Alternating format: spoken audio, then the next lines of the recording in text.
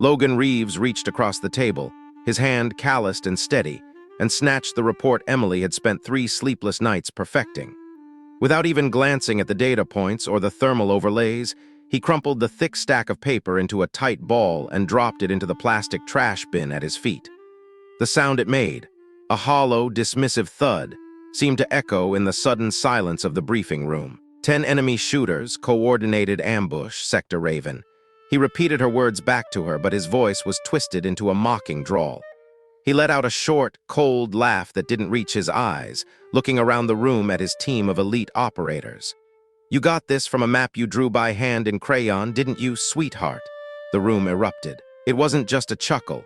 It was the loud, boisterous laughter of men who felt untouchable, the kind of noise that filled a room and pushed everything else out. Emily Carter stood perfectly still. She didn't flinch, didn't flush red, and didn't look away. Her posture was a masterclass in controlled neutrality, a trait she had spent a lifetime perfecting.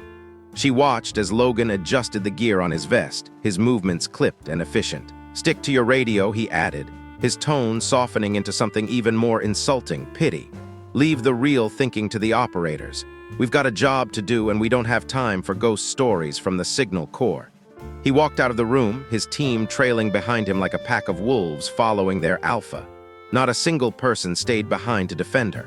Not a single man looked back. They left her standing in the center of the room, surrounded by the remnants of their laughter and the silent weight of a report that described, with terrifying precision, exactly how 18 men were going to die in 47 hours. The woman they had just humiliated, the one they viewed as little more than a glorified secretary with a headset, was the only human being within 300 miles who understood the trap that was closing around them. If you've ever been dismissed by someone who had no idea what you were truly capable of, if you've ever felt the sting of being underestimated by those who think they hold all the cards, then this story is for you. This is a story about the power of being invisible and the cost of being right when no one is listening. Stick around until the very end, because the way this unfolds will change how you look at the person standing in the background. And before we go further, drop a comment telling me what city you're watching from. I want to see exactly how far this story travels and who is listening in the dark. Emily Carter had a gift for disappearing. It wasn't the kind of disappearing that made people feel sorry for her, the sad, invisible kind that came from loneliness or a lack of self-worth. It was something else entirely. It was deliberate. It was practiced over years and years until it became as natural as breathing. She could walk into a room full of hardened combat operators, men who had survived the worst firefights in Fallujah, men who had bled into the dirt of Kandahar, men who had done things that would never appear in any official report. And within 30 seconds, every single one of them would have already forgotten her face. She was average height, possessed an average build, and kept her brown hair pulled back so tight under her patrol cap that it seemed to disappear. Her uniform was always crisp but unremarkable, lacking the personalized modifications the SEALs wore like badges of honor. She was the kind of woman whose name you might hear twice in a high-level briefing and still fail to connect to the actual human being standing right in front of you. That was not an accident. Emily had spent the better part of 7 years making herself exactly that forgettable, and she had succeeded more completely than she ever imagined possible. In her world, to be seen was to be vulnerable, and Emily Carter had decided a long time ago that she was finished with vulnerability. Forward Operating Base Liberty sat wedged between 2 jagged mountain ranges in eastern Afghanistan, a piece of geography that looked breathtakingly beautiful in high-resolution satellite photographs, but felt like a slow, suffocating death in reality. The altitude alone was a physical weight, enough to make new arrivals dizzy and nauseous for their first week as their lungs struggled to pull oxygen from the thin, freezing air. The climate was a series of extremes designed to break equipment and men alike. During the day, the sun was a relentless hammer, and the dust got into everything: your food, your pores, the very lining of your lungs. It settled in the barrels of rifles and the delicate circuitry of the radios. Then, when the sun finally dipped behind the ridgeline, the temperature would drop 30 degrees in under an hour, a mean, biting cold that moved through layers of clothing like they weren't even there. Emily had been stationed at FOB Liberty for 8 months, a tenure that made her a veteran compared to many of the rotating units. She worked out of the communications hub, a converted shipping container that smelled of ozone, hot metal, and the heavy scent of industrial coffee. The space was crammed with a dizzying array of radio equipment, satellite terminals, and encrypted relay systems. Cables ran in every direction, zip-tied to the walls and ceiling until the whole interior looked like the inside of a massive mechanical spider. Here, Emily was the master of her domain. She ran signals intelligence reports, tracked convoy movements across the treacherous terrain, and coordinated complex frequency rotations between the forward-deployed units and the battalion headquarters. By every official measure, she was exceptional at her job. Her logs were flawless, her signal uptime was the highest on the base, and she could troubleshoot a hardware failure in a sandstorm faster than the contractors who built the systems. But she was also, by every unofficial measure that actually mattered at FOB Liberty, completely beneath notice. The SEAL teams rotated through the base in 90-day cycles, arriving with a specific kind of energy. They weren't loud in the way civilians imagined. They didn't hoot or holler. They were loud in the way that serious, dangerous men are loud. It was the heavy clang of specialized equipment, the clipped, brutal efficiency of their movements, and the particular psychological weight they carried into every room. They lived in their own world with their own quarters, their own briefing rooms, and their own mess schedule. They ran missions on their own timelines, communicating with base personnel only when it was an absolute operational necessity. Emily interacted with these men primarily through the crackle of radio traffic. Occasionally, one of them would venture into the hub to verify a frequency or request a specific satellite window. They would walk in, state their business in approximately 12 words or less, receive their information, and vanish back into the dust. None of them ever asked her name. She never offered it. She was just the voice on the other end of the line, a function of the machinery. The one exception, the one operator who moved beyond functional indifference into something closer to active, calculated contempt, was Chief Petty Officer Logan Reeves. Logan Reeves was 34 years old, with 11 years of naval special warfare under his belt. He was possessed of the absolute bedrock certainty that he had seen everything worth seeing and understood everything worth understanding about what made a person valuable in a combat zone. He had the kind of confidence that some men earn through genuine excellence, and some men simply cultivate because they have never been forced to pay a serious price for being wrong. In Reeves's case, it was a dangerous mixture of both. He was objectively one of the most capable operators on the base. His record was a laundry list of high-risk successes. His instincts in a firefight were legendary, the kind of thing other operators studied in hushed tones over lukewarm meals. But Logan Reeves had a blind spot that was wide enough to drive a Humvee through. He had decided early in his career that support personnel were a category rather than a collection of individuals. To him, people in communications, intel, medical, or logistics were functions. They were necessary in the way that a vehicle's engine was necessary. You relied on it. You were grateful when it worked. But you felt no particular obligation to understand or respect the internal mechanics of the machine itself. The first time he had walked into the communications hub and found Emily on duty, he had looked at her the way a man might look at a particularly well-organized piece of office furniture. He didn't see a soldier. He saw a technician. "I need a satellite window for 0300, he had said, his voice flat and demanding. 40 minutes minimum. Emily hadn't even looked up from her monitors as she pulled up the scheduling interface. "I can give you 0315, she replied, her voice just as flat as his. 45 minutes. There's a weather bird passing overhead at 0400 that'll interrupt your signal." Reeves had stepped closer, his shadow falling across her desk. 0300, he repeated as if she simply hadn't understood him. "The window doesn't open until 0315, she said again, finally looking up. Her eyes were calm, but they didn't yield an inch. Reeves had stared at her for a long moment, his eyes scanning her uniform until they landed on her name tape. "Who are you, Specialist Carter?" he asked, but the question wasn't an inquiry into her identity. It was a challenge to her authority. "Communications," she answered. "Specialist Carter." He said the name the way one might repeat a foreign word they had no intention of ever using again. 0315. He didn't thank her. He just turned and walked out. That was the beginning. Over the following weeks, Reeves developed a casual, personal contempt for Emily that he distributed in small, consistent doses. It was never dramatic enough to warrant a report. He was too professional for that. Instead, it came in the form of small erasures. He would interrupt her mid-sentence during multi-unit briefings to redirect her technical points to a male counterpart. He would refer to the communications personnel collectively as the radio people. He would make comments just within earshot about the vast difference between people who fight the war and people who watch it on a screen. The other operators, sensing the lead of their senior chief, followed suit. They weren't necessarily malicious men, but Reeves set the culture of the team the way weather sets the character of a landscape, slowly, completely, and without needing to announce itself. Emily absorbed it all without a visible reaction. She had practice. Her father had prepared her for much harder things than the ego of a SEAL chief. Master Sergeant Nathan Carter had died on a Tuesday morning in April when Emily was 17 years old.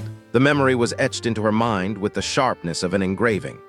The knock on the door had come at exactly 6:42 a.m. She remembered the time because she had been sitting at the kitchen table, methodically eating her cereal and watching the clock, calculating whether she would make it to her first period class on time if she left in the next 4 minutes. The 2 uniformed officers standing on the front step had destroyed that timeline, along with the entire trajectory of her life.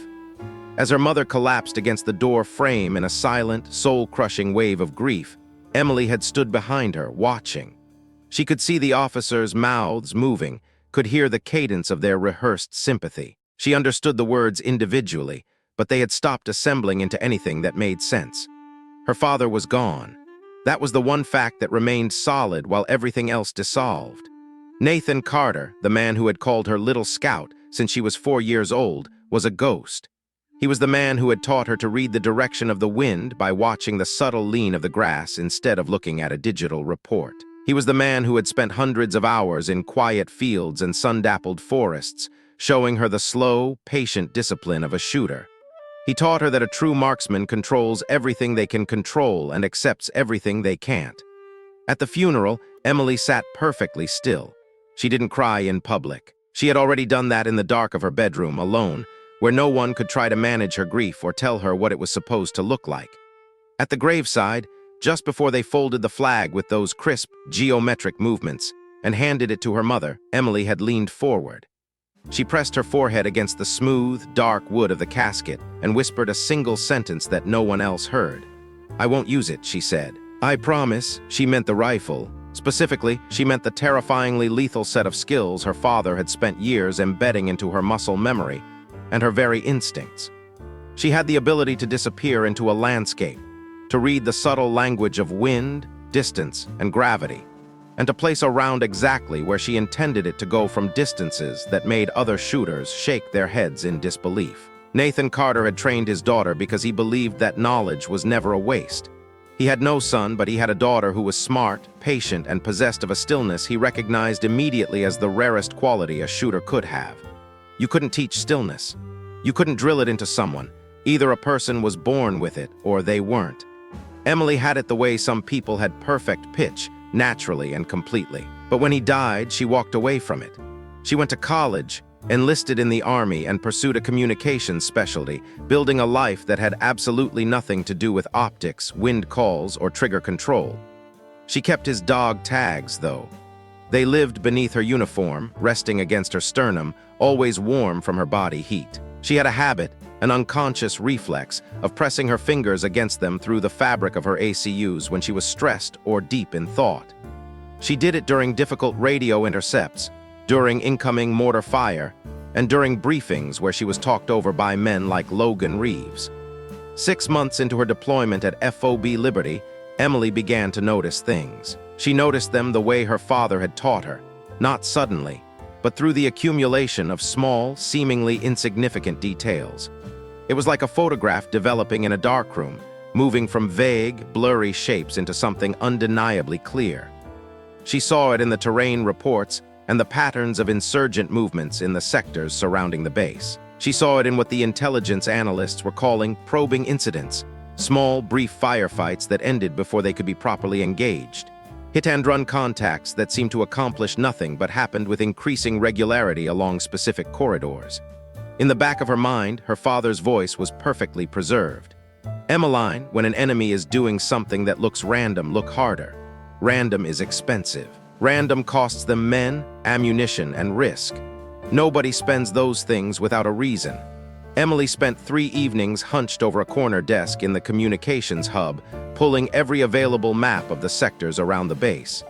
The pattern was not random. Someone was building a detailed map of convoy movements through Sector Raven, a narrow, treacherous valley passage between 2 ridge systems that connected FOB Liberty to a resupply point 12 kilometers to the east.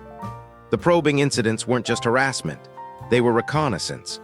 They were testing response times, identifying radio dead zones, and mapping the line of sight from the surrounding heights. The interference they had been experiencing wasn't atmospheric. It was jamming, systematic, patient, and precise. Emily wrote her assessment with the kind of meticulous detail she brought to everything. 4 pages, clean and specific, with data points annotated and the pattern mapped out with absolute clarity. She submitted it through the official channels, hoping someone would see the logic. 2 days later, it was returned to her with a brief, cold note. Noted, analysis does not rise to the level of actionable intelligence. File for reference. She didn't stop there. She went to the S2 intelligence officer, a man who looked at her as if she were a child trying to explain a crayon drawing. He listened politely for 3 minutes before explaining that the incidents were consistent with normal insurgent activity and thanking her for her diligence. She went to the operations officer, who didn't even look up from his screen before directing her back to S2. Finally, she had tried to hand it to Reeves before the mission briefing. That was when he had dropped it in the trash. Emily sat in the hub long after the briefing was over, looking at the hand-drawn map she'd kept. She hadn't used the official software for the final version because it was technically above her access grade, so she had used her father's methods: manual calculations, topographical study, and intuition. She heard Reeves's voice outside, loud and confident as he briefed his team on the convoy escort through Sector Raven scheduled for the following week. She closed her eyes and felt the weight of the dog tags against her chest. She thought about trying to talk to him again, but she knew how it would go. She could see the calibrated patience he would deploy, the polite and absolute dismissal that would follow. He would tell her to focus on her radios and let the operators handle the valley. So she didn't say another word. Instead, she went back to her map and she planned. She told herself it was just tactical awareness, just staying sharp. She identified the optimal counterpositions on the eastern ridgeline of the sector. She calculated the angles, the distances, and the wind patterns in the valley at different times of the day. She knew exactly where a shooter would position themselves if they wanted to turn that valley into a killing floor. She did it all with the unhurried attention of a professional, even as she told herself she was never going to use it. She had made a promise. The morning of the mission, the air was exceptionally cold, even for the mountains. Reeves conducted a final briefing in the pre-dawn gray. Support personnel were assigned their roles, and Emily was given a communications relay post, a small elevated position 300 meters from the convoy route. It gave her a clear line of sight to both the valley entrance and the base's antenna array. Reeves addressed the group, his eyes scanning over his men with pride. Then his gaze landed on Emily. "Specialist Carter," he said, his voice carrying that bored, reflexive authority. "Stay low and don't panic when the shooting starts. Your job is to keep the radio alive. That's all. Can you manage that?" The room went silent, waiting for her reaction. Emily met his eyes for exactly 2 seconds. Her expression was a blank slate. "Yes, Chief," she said.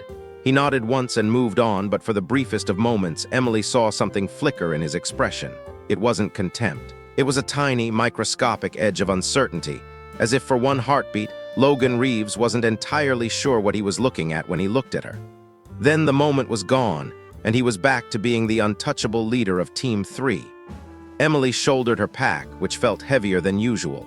She had her radio equipment, her laptop, and her backup batteries. She also had a long, rectangular case wrapped in a dull gray tarp that she had quietly moved from her personal locker to the transport vehicle the night before. She didn't tell anyone what was in it. She didn't even admit to herself why she was bringing it.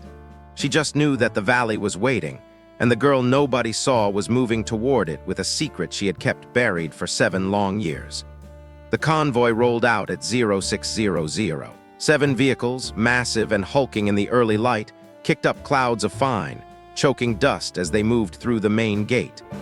Emily watched from her relay position, her headset already on, her fingers hovering over the dials of her equipment. She could see Reeves in the third vehicle, standing in the turret with his arms crossed over the mounted machine gun. He looked like a statue of a warrior, scanning the ridgelines with a confidence that felt like an invitation to disaster. She wanted to feel nothing, but her heart was hammering against her ribs. The report she had written was rotting in a trash can, and the lives of 18 men were now tied to a clock that was ticking down toward zero. Sector Raven was quiet, too quiet. The mountains looked like old, bleached bones against the pale sky. She reached into her collar and gripped her father's dog tags until the metal edges bit into her palm. The convoy entered the valley at 06:47.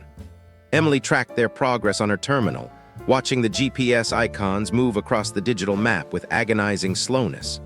They were approaching the 2-kilometer mark, the exact spot where the road narrowed and the ridgelines leaned in like the walls of a trap. At 07:11, the lead vehicle reached the choke point. 2 minutes later, the world went silent. It wasn't the sound of gunfire that alerted her first. It was the radio. Every frequency went dead simultaneously. A wall of high-intensity white noise hit her headset so hard she had to rip it off. She scrambled to her equipment, running a diagnostic in seconds. The hardware was fine. This was a full-spectrum jammer, high-powered and professionally operated. They were inside the bubble. The first shot came at 07:16. Even from 300 meters away, the sound was unmistakable, the deep, rhythmic thud of a heavy machine gun. Then came the secondary sounds, the screech of metal on metal, the percussion of impacts against armored glass. Then a massive explosion rocked the valley floor, and wide. The smoke column rose almost instantly, thick and black, climbing into the cold air. Emily's hand went to the radio, desperate to find a gap in the jamming. Any station, this is Specialist Carter at Relay November. I am observing an active ambush in Sector Raven. Static was her only answer. She tried the backup satellite handset, but the connection wouldn't even initialize. She was cut off. They were all cut off.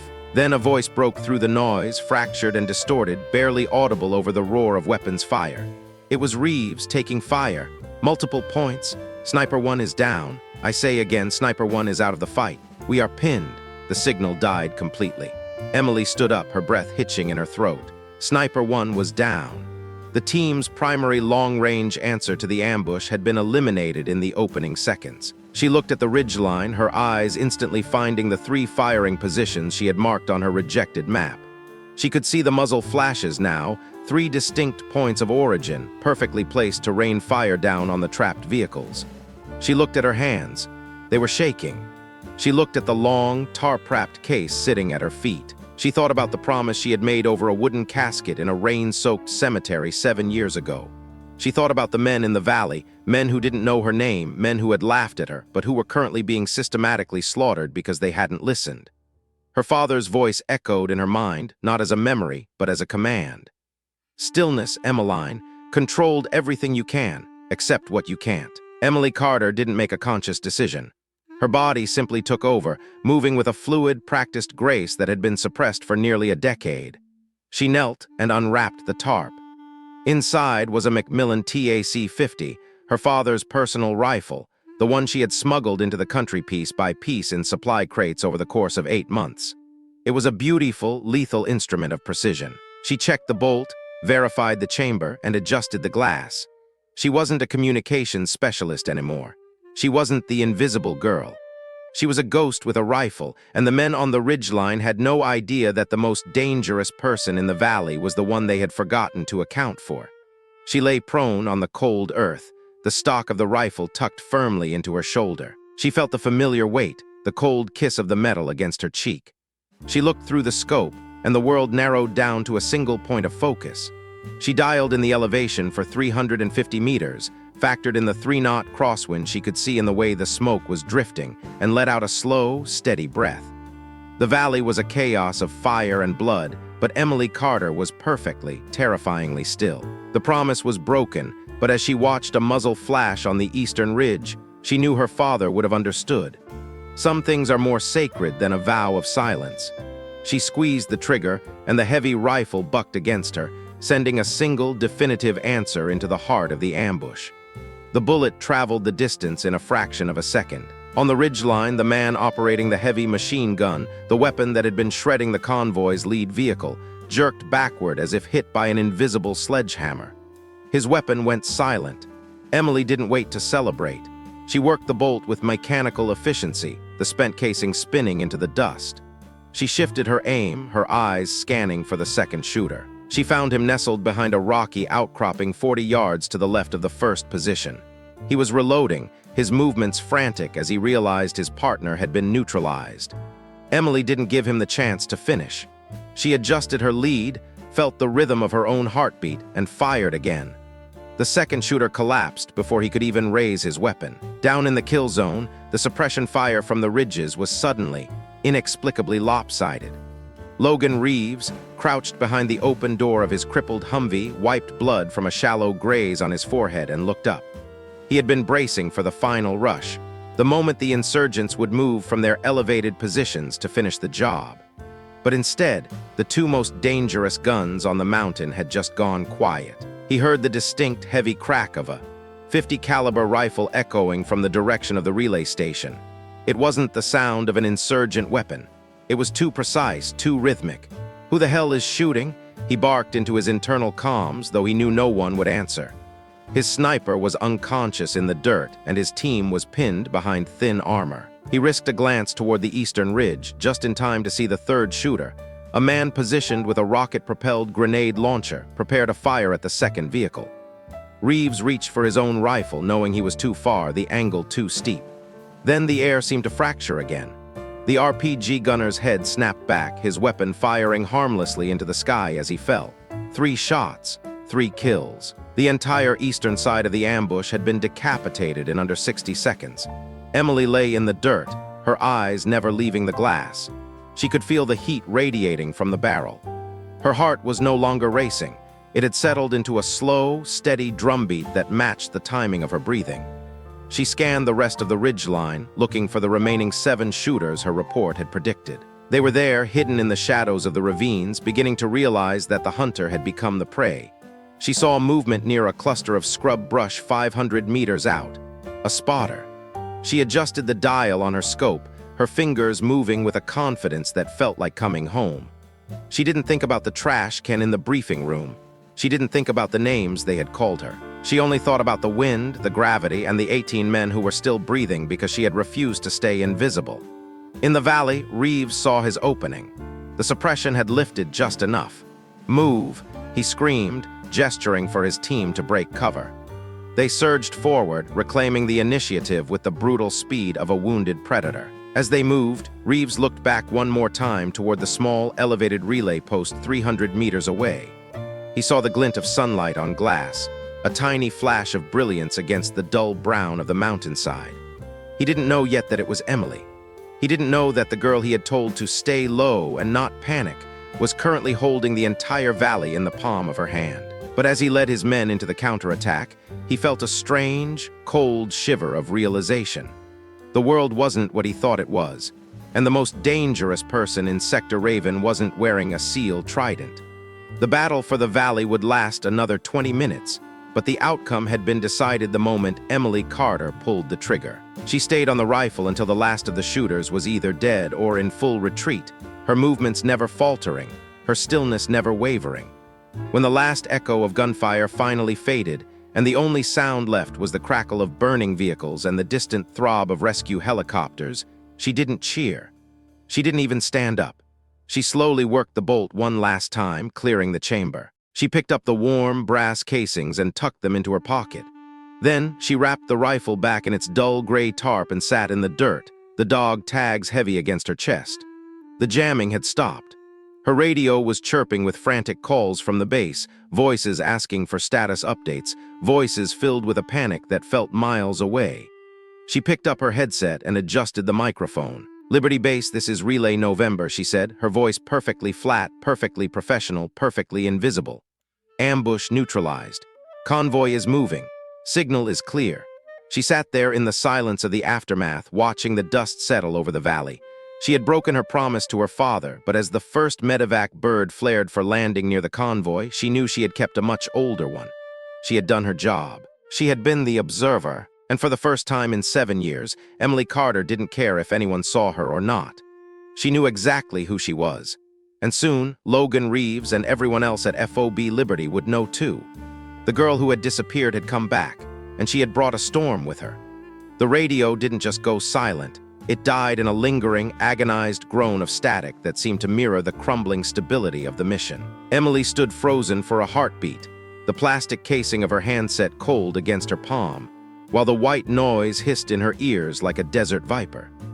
She thought about her father, a man whose life had been defined by the very sounds now being choked out by jamming frequencies and mountain stone. She thought about the promise she had made to her mother, a vow whispered over a closed casket that she would never again seek the kind of life that ended in a hole in the ground. Then, through the residual layer of electronic interference, a sound pierced the haze, a sound she knew would haunt the hallways of her memory for the rest of her life. It wasn't the crisp, disciplined tone of a seasoned officer. It was a voice she didn't recognize, likely one of the junior operators, a young man whose professional facade had shattered completely under the weight of sudden, overwhelming terror. He wasn't trying to maintain radio discipline or follow protocol. His voice cracked, high and thin, vibrating with the specific kind of horror that only arrives when a human being realizes they are standing in the middle of a trap they cannot escape. "Someone help us, please," he whimpered, the plea trailing off into a desperate sob. "Someone help us." The sound acted like a physical blow, snapping the last threads of Emily's hesitation. She didn't stop to think about the regulations she was breaking or the danger she was sprinting toward. She grabbed her pack, the straps digging into her shoulders, and she ran. She didn't head for the base or for the relative safety of the rear guard cover. She moved toward the valley entrance, toward the rising plumes of black, oily smoke that stained the horizon, and toward the rhythmic, thunderous roar of heavy machine gun fire. She maintained a full sprint for 200 meters, her lungs burning in the thin, dry air, before the jagged terrain of the foothills forced her to slow. She began to move tactically, keeping her profile low against the elevated ground that ran parallel to the main convoy route. To quiet the screaming voice of logic in her head, she lied to herself. She told herself she was going to assist with the inevitable casualties. She told herself she was simply establishing a forward relay position to overcome the jamming and re-establish communication with command. She manufactured a dozen different professional excuses, but her legs carried her toward the carnage with a speed and a terrifying certainty that had nothing to do with those justifications. Her movement was fueled by something older, deeper, and far more honest than any military manual, an instinct for the hunt that had been bred into her bones. When she finally crested a jagged rise and looked down into the valley, the air left her lungs as if she had been punched. The sight below was a perfect, gruesome recreation of the map she had studied 47 hours ago. The convoy was pinned in the exact configuration her intelligence report had predicted would be a death sentence. The geography of the valley floor was a natural funnel, and the enemy had used it with surgical precision. 3 vehicles were immobilized, their frames twisted and smoking. One had been completely vaporized by the initial IED blast, leaving a blackened crater in the road that forced the others to halt. The remaining vehicles were disabled, their engines dead, serving only as partial, ironclad cover for the surviving operators who were huddled behind the hulks. They were caught in a classic brutal crossfire, with rounds pouring in from both ridgelines simultaneously. The enemy had chosen their ground with cold intelligence, occupying elevated positions that made any movement in the open a suicidal gamble. From her vantage point, Emily could see the operators moving like shadows through the dust, suppressing fire in frantic bursts, crawling through the grit, and dragging their wounded comrades toward the shadows of the trucks. She didn't allow herself to feel the fear. Instead, she let her father's voice take over her mind, the calm, pedagogical tone he had used when she was a child. Before fear, before reaction, before anything else, you count. You catalog the threat. She began to scan the ridge lines, her eyes moving with mechanical efficiency. She counted the muzzle flashes, bright and sharp against the tawny rock of the hills. 6 separate positions on the north ridge. She tracked the trajectories, noting the overlapping fields of fire.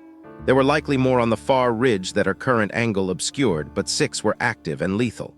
Then her gaze shifted to a spot near the second vehicle in the line. A man lay perfectly still in the dirt, his body limp. Beside him, dropped like a discarded tool, was a long, heavy rifle with a high-powered optic.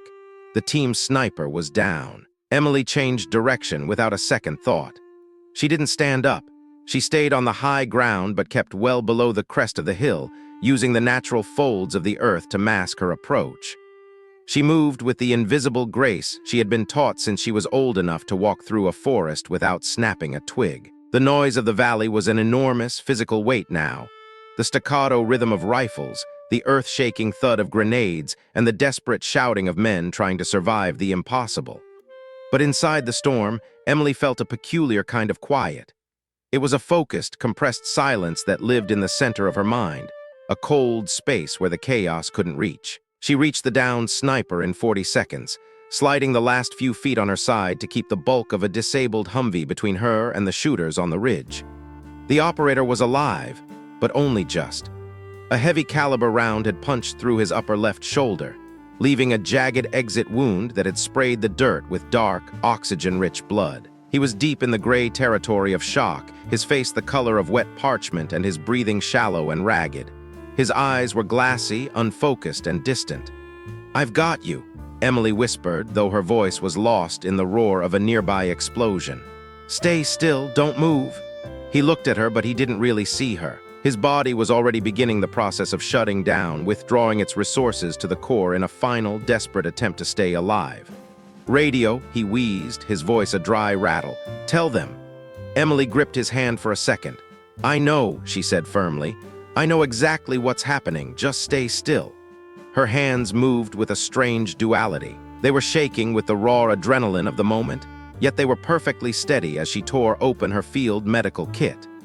In 4 seconds, she had a tourniquet high on his arm, cranking it down until the arterial spray slowed to a seep. She packed the wound with a pressure dressing and adjusted his position to ensure his airway remained clear. She had performed these actions 100 times on plastic mannequins in climate-controlled classrooms, but doing it here, in the dirt, with the smell of blood and burnt rubber in her nostrils, was different. It felt real in a way that made her stomach churn, yet she didn't falter. Once the medic work was done, she turned her attention to the rifle. It was a platform she recognized instantly, though the specific configuration was more advanced than the older models she had trained on. It was a high-precision bolt-action system, the kind of tool designed for silence and distance. Her father had owned the civilian equivalent, and he had spent a long, rain-soaked weekend when she was 15 walking her through the mechanics of 3 different variations of the bolt and trigger assembly. She knew the weight of it before she even lifted it. She knew where the balance point would be and how the adjustment dials on the scope would click against her fingers. As her hand closed around the pistol grip, her shaking stopped completely. Then she saw the marks. Small, neat, and precisely carved into the walnut of the stock on the right side were 2 letters, NC. Emily's heart skipped a beat and the world seemed to tilt. NC. Nathan Carter. It was impossible. Her father's rifle had been decommissioned after his death. The military had been explicit about that. She had asked specifically, needing to know that the weapon he had carried wouldn't just become an ordinary piece of inventory, passed from hand to hand until its history was erased. Yet here it was, the initials carved with the same steady hand she remembered from her childhood. Her throat tightened, a lump of grief and shock rising to choke her. The moment was shattered by a burst of fire that slammed into the Humvee's hull 6 inches above her head, showering her in sparks and paint chips. The reflex of the soldier took over, and she dropped flat into the grit. The emotional vertigo vanished, replaced by the cold, hard reality of the valley. 10 shooters were systematically murdering the people she had tried to save, and she was the only one with a clear line of sight. A heavy thud sounded beside her, and she spun, her hand going to the sidearm at her hip. It was Logan Reeves. He had crawled from the lead vehicle, moving through the dirt while 2 of his men provided a desperate wall of suppressing fire. He was a mess. A deep laceration above his left eye was painting the side of his face in a mask of crimson, and his tactical vest was shredded. He looked at Emily, and for a second his brain couldn't process her presence. He cycled through shock, confusion, and a rising sense of alarm in the span of a single breath. "Carter, what the hell are you doing here?" he barked, his voice straining to be heard over the gunfire. "I tried to tell you," Emily shouted back, her voice steady despite the chaos. "I tried to tell you 47 hours ago exactly what was going to happen in this valley. This is not a communication failure, Chief. This is an execution." She didn't wait for his rebuttal. "Your sniper is out of the fight. I've stabilized him, but he's done. You have 6 confirmed firing positions on the North Ridge and at least 3 or 4 more on the south. What's the status on air support?" Reeves hesitated, his eyes flickering toward the ridge lines where the muzzle flashes continued to bloom like deadly flowers. 43 minutes, he spat. "The jamming is holding back the relay." "Then you have a problem," Emily said. Another burst of fire chewed into the dirt nearby, and they both heard a cry of pain from the convoy line. Another operator had been hit. Emily could see him clutching his leg, rolling into the meager shadow of a tire. Reeves looked at the rifle in Emily's hand, then he looked at her. A crack appeared in the ironclad certainty that usually defined him. He was a man who lived by the math of combat, and the numbers he was crunching were coming up short.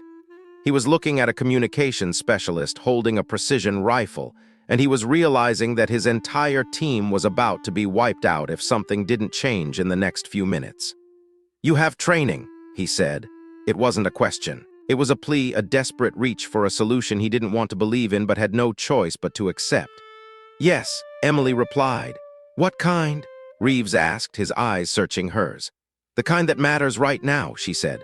Another explosion rocked the valley floor, closer this time, and a man's scream tore through the air, a raw, visceral sound that signaled a life-altering injury. It was the kind of sound that demanded action. "My guys are dying," Reeves said, his voice dropping to a low, jagged rasp. "I don't have any more options, Carter. Tell me you're actually what I think you might be." Emily shifted her grip on the rifle. The NC carved into the wood pressed firmly against her palm, a physical link to a legacy she had tried to run from for 7 years. "I'm Nathan Carter's daughter," she said, her voice dropping into a register of absolute, terrifying calm. "And I need you to trust me for the next 18 minutes." Reeves went perfectly still. Every man in the special operations community knew that name. Nathan Carter was a legend, a ghost who had recorded 52 confirmed kills without a single recorded miss. He was the man who could calculate a trajectory in a hurricane and put a round through a keyhole from a kilometer away. He had been dead for 7 years, but his daughter was currently lying in the dirt of Sector Raven, looking at Reeves with eyes that didn't contain a trace of panic. It was the gaze of someone who had finally stepped into the role she was born for. Reeves made his decision in 2 seconds. "I'll manage the ground," he said, his voice regaining its command. "You manage the ridge, keep your people down, and let me work." He didn't ask if she was sure. He didn't ask if she could handle the recoil or the pressure. He simply turned back to his radio to coordinate the suppression. "How long?" he asked over his shoulder. 18 minutes, Emily said, "maybe less." She picked up the rifle, and as she brought the stock to her shoulder, something happened. It was a physical sensation of settling, like a key finally turning in a lock that had been rusted shut for a decade. The weight of the weapon was perfect. The balance was an extension of her own center of gravity. It wasn't logic. It was the result of thousands of hours her father had spent drilling the fundamentals into her. He had made sure that the mechanics of the rifle were buried so deep in her subconscious that they were as natural as breathing. She moved to the edge of the Humvee's cover and looked through the high-powered scope. Immediately, the world narrowed. The smoke, the screaming, the burning vehicles, all of it faded into a background blur. Her breathing slowed, her heart rate dropping into a rhythmic, steady thump. Everything simplified into the 4 variables her father had called the only math that mattered: distance, wind, elevation, and breath. She found the first target on the North Ridge, 420 meters away. He was well hidden behind a shelf of rock, but he had been firing continuously, and his muzzle's signature was a beacon. She watched him for 3 seconds, timing his rhythm. The wind was coming from the east, a consistent 8 to 10 miles per hour channeled by the valley walls. It was a simple calculation. She breathed out, a slow, controlled exhale, and held it. The crosshairs of the scope settled on the edge of the rocks, perfectly still. She squeezed the trigger. The rifle bucked against her shoulder, a familiar, sharp kick. On the North Ridge, the shooter slumped forward and did not move again. For a heartbeat, a strange pause ripples through the valley. The firing didn't stop, but the quality of the sound changed. There was a sudden, jagged edge of confusion among the enemy positions. They had been the hunters, but the equation had just shifted. Emily didn't wait for them to figure it out. She was already scanning for the second target. 380 meters south ridge. She found him in 4 seconds, adjusted the dial on her scope in 2, and fired in 1. The south ridge position went silent. Reeves was pressed flat, watching her work while he barked into his radio. All units unidentified friendly shooter is engaging ridge positions. Maintain suppression and stay down. Repeat, stay down. Emily shifted her position slightly, her eyes never leaving the glass. Third target, 405 meters. One shot, one kill. The valley was beginning to understand that a predator was now hunting from below. She could feel the change in the enemy's firing patterns, the hesitation, the sudden, frantic bursts of fire as they tried to locate the source of the precision shots. They had expected to dismantle a trapped convoy, but they were now being picked apart by a ghost. Good, Emily thought, her mind a cold, hard diamond of focus. Be confused, be scared, feel exactly what you made my people feel. Fourth shot, fifth shot, an operator crawled up beside Reeves, his face smeared with soot. "Chief, who is that? Who's taking those shots?" Reeves didn't look away from Emily. "Her name is Carter," he said, his voice carrying a weight of realization. "She's the operator started, but Reeves cut him off. "I know what she was," he said quietly. "I'm starting to see what she is." Sixth shot.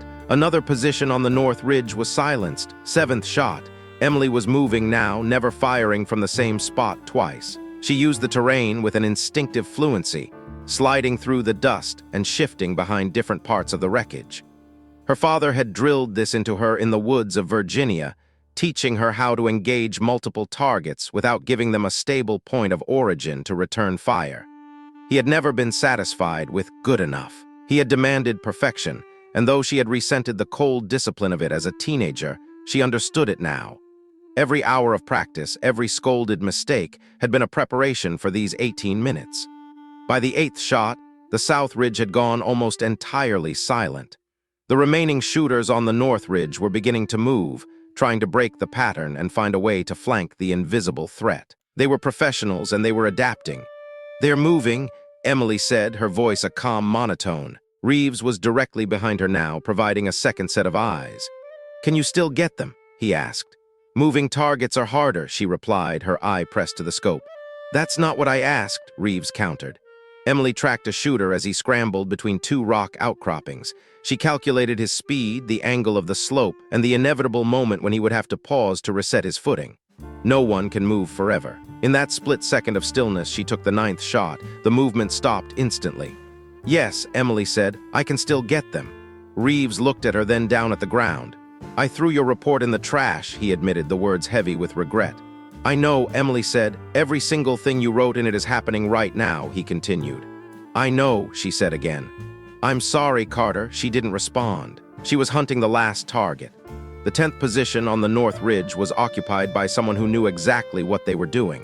He had gone completely still, realizing that movement was a death sentence. He was disciplined, patient, and hidden, but Emily knew how to be more patient. She waited. 10 seconds passed. 20.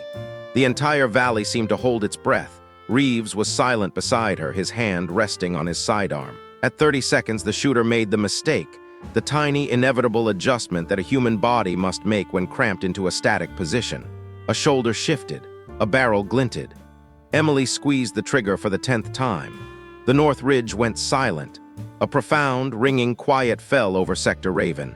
It was a physical sensation, like the air pressure in the valley had suddenly equalized. The smoke continued to rise, and the heat from the burning vehicles shimmered in the air, but the violence had ceased.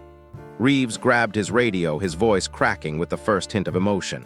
All units, report status, immediate status." One by one, the voices came back. They were exhausted, battered, and bleeding, but they were alive. The math of the ambush had been rewritten. 18 minutes, 10 targets, 0 misses. Reeves lowered his radio and looked at the ridgelines, then back at Emily. He was seeing the impossible made real. He was looking at a communications specialist who had just performed a feat that would be talked about in bars and briefing rooms for the next 20 years. Emily set the rifle down carefully, making sure the muzzle was pointed away from her comrades. She sat back against the Humvee, her knees pulled up to her chest, her hands trembling as she gripped the dog tags hanging from her neck. The adrenaline was beginning to drain away, leaving behind a cold, hollow exhaustion. "Carter," Reeves said softly. She opened her eyes. "Are you hit?" "No," she whispered. "Are you okay?" She took a long time to answer that. She thought about the promise she had broken and the blood on her hands. She thought about her father's legacy and the weight of the rifle. "I promised my mother I would never pick up a rifle again," she said. "I just broke that promise 10 times. The sound of helicopter rotors began as a faint thrum in the distance, growing into a roar as air support finally arrived. They were 43 minutes out, just as promised, but they were arriving at a valley that no longer required their protection. Emily watched the three birds, two medevacs and a command ship, descend into the dust and chaos. The medics were on the ground before the skids had even touched, moving with frantic energy toward the wounded. Reeves was up and moving, directing them toward the most critical cases. None of his men had died. That fact seemed to hang in the air, more substantial than the smoke. By every tactical metric, this should have been a massacre, yet every man was going home. At 09:05, the command bird touched down, and Colonel Marcus Webb stepped out. He was a man who had spent 30 years in a uniform, a man who thought he had seen everything the world had to throw at him. He walked across the debris-strewn road, his eyes taking in the silenced ridgelines and the positions of the surviving operators. He found Reeves standing by the tactical map. "Give me the sitrep, Chief," Webb ordered. "Coordinated ambush, sir," Reeves reported, his voice stiff. 10 shooters pre-positioned. They had us in a kill zone. Our casualties are 4 wounded, none KIA. Webb paused, his brow furrowed. "None Kia in this terrain." He looked at the smoking wreckage of the lead vehicle. "No, sir. One of my support personnel engaged the ridge, Specialist Emily Carter." Webb's gaze shifted to Emily, who was standing now, though she looked like she might collapse at any moment. He walked toward her, his pace deliberate. He was a man who used silence as a tool, and he let it hang between them for a long minute. "Specialist Carter," he said finally. "Sir," she replied. "Walk me through it." Emily took a deep breath, trying to steady her voice. "I submitted an intelligence assessment 47 hours ago, sir. It was not acted upon. When the ambush began, I was at my relay position. I lost contact and moved to the convoy. I found the sniper, treated him, and used his weapon to suppress the ridge." Webb looked at the rifle lying in the dirt, then back at her. "You hit 10 consecutive targets from the ground. Under fire?" "I moved between firing positions to prevent them from pinning me down, sir," Emily said, finishing the thought she had held in her mind since the first shot. She stood straight, her eyes meeting the colonel's. She didn't look like a communications specialist anymore. She looked like a Carter. Webb stared at her for another long moment, the skepticism in his eyes slowly being replaced by a profound, professional respect. He looked at the NC on the stock of the rifle and then back at the woman who had carried it. He didn't say anything else, but as he turned to coordinate the rest of the evacuation, he gave a short, sharp nod. It was the only validation she would ever need, and the only one she would ever get. The ghosts of the valley were silent now, and for the first time in 7 years, Emily Carter felt like she could finally breathe. The medics continued their frantic work, the rhythmic thump of the helicopter blades providing a mechanical heartbeat to the scene. Emily stayed where she was for a moment, her eyes fixed on the ridgeline where the sun was now high enough to cast long, jagged shadows across the rocks. The heat of the day was beginning to set in, but she felt a lingering chill that wouldn't leave her bones. Every muscle in her body felt like it had been wound too tight and then suddenly snapped. She watched as they loaded Petty Officer Daniels, the sniper, onto a stretcher. His face was still pale, but he was conscious enough to offer a weak, trembling thumbs up as they lifted him into the belly of the medevac. He wouldn't know for a long time whose hands had saved his life, or whose eyes had looked through his scope to finish the fight he couldn't. Reeves approached her again, his gait heavy with the weight of the day. He had wiped some of the blood from his face, but a dark smear still lingered near his temple. He didn't say anything at first, just stood beside her, looking out at the wreckage of the convoy. The silence between them wasn't uncomfortable.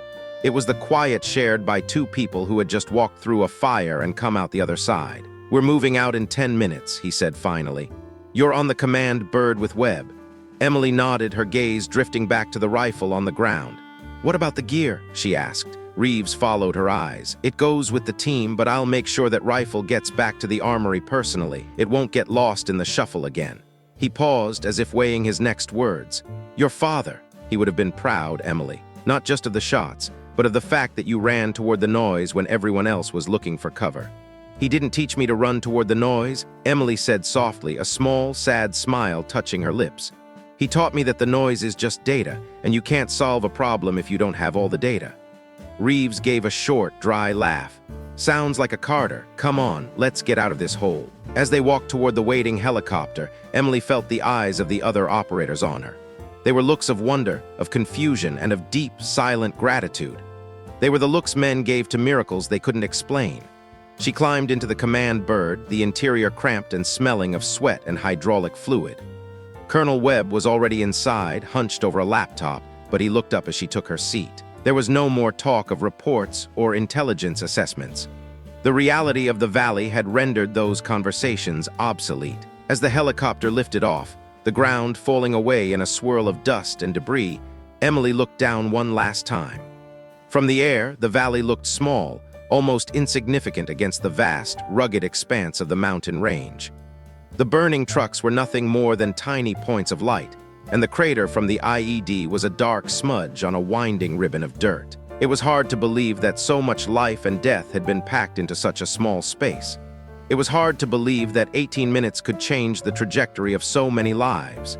She leaned her head back against the vibrating hull of the helicopter and closed her eyes. The sound of the rotors faded into a dull hum, and for a few minutes, the world was simple again. She thought about her mother waiting back home, unaware that the promise had been broken. She would have to tell her eventually, but not today. Today, she just wanted to sit in the quiet. She reached down and felt the dog tags once more, the cold metal a reminder of where she came from and the strength she had discovered she still possessed. The war in Sector Raven wasn't over, but for the men in that convoy, the nightmare was done. And as the helicopter turned toward the west, flying into the glare of the morning sun, Emily Carter finally let go of the rifle in her mind, leaving the ghost of Nathan Carter behind in the dust of the valley. The smoke from the valley floor was still thick, a gray-black shroud that clung to the jagged rocks and the twisted metal of the burned-out convoy. It smelled of sulfur, cordite, and the sharp, metallic tang of spilled fuel. Emily Carter stood in the center of that devastation, her breathing ragged, her heart hammering a frantic rhythm against her ribs. The adrenaline that had sustained her through the last 18 minutes was beginning to ebb, leaving a cold, hollow ache in its wake. Colonel Webb stood before her, his presence a mountain of authority and quiet observation. He had seen many things in his long career, but the scene laid out across these two ridgelines was something that defied the standard metrics of modern warfare. He looked at her, really looked at her, his eyes narrowed as if trying to resolve a blurred image into focus. Webb asked about the shots, noting the impossible precision and the fact that the shooter had never fired from the same position twice. It was a Phantom's tactic, a masterclass in displacement and psychological pressure. When Emily mentioned her father had taught her, the air between them seemed to vibrate. Webb's expression changed, a subtle tightening around the corners of his eyes, a flicker of something that looked like a memory being dragged into the light. He asked the question with a sudden, sharp intensity. "Who was your father, specialist?" Emily didn't flinch. She lifted her chin, the movement instinctive, a physical manifestation of a legacy she had spent years trying to submerge. She told him, "Master Sergeant Nathan Carter, 75th Ranger Regiment." The silence that followed was heavy, a physical weight that pressed down on the valley floor. It wasn't the silence of an empty room. It was the silence of recognition, of a name landing with the force of a tectonic shift in the mind of a man who knew exactly what that name represented in the annals of special operations. Nathan Carter. Webb repeated the name quietly, almost to himself, as if testing the weight of it. "The ghost," he said. Emily simply nodded. "Yes, sir." Webb looked at her for a long, searching moment, searching for the father in the daughter's features. Then he looked at Chief Reeves, who had followed him over and was now standing slightly behind and to the right. A look passed between the two senior men, a silent, compressed communication that bypassed the need for words. They had both lived in this world long enough to recognize the rare, terrifying thing when they saw it standing right in front of them, covered in dust, and carrying a burden no one had asked her to bear. Webb asked for the rifle. Emily pointed to where she had set it down, leaning against a sun-bleached rock. Webb walked over and crouched beside it, his movements slow and deliberate. He didn't touch it at first. He just looked at it, his eyes tracing the familiar lines of the weapon. He saw the initials NC carved into the weathered stock, the wood darkened by years of sweat and oil. He stayed in that crouch for several seconds longer than he needed to, a moment of private communion with a piece of history. When he finally stood up, his face had settled into a mask that Emily couldn't quite decipher. It was a complex architecture of respect, grief, and the stark recognition that the world occasionally produced individuals who existed entirely outside the normal categories of human capability. He stated it as a fact, not a question. That's his rifle. Emily explained that she didn't know how it had ended up in the armory. She had been told it was decommissioned, a relic of a past war destined for a display case or a scrap heap. Webb turned back to her, his gaze piercing. It wasn't decommissioned, he told her. It was transferred. Her father had made a specific request before his final deployment. He didn't want the weapon retired or put behind glass. He wanted it to stay in active service, believing that a tool like that deserved to keep working, to keep protecting the men on the line. Emily's jaw tightened.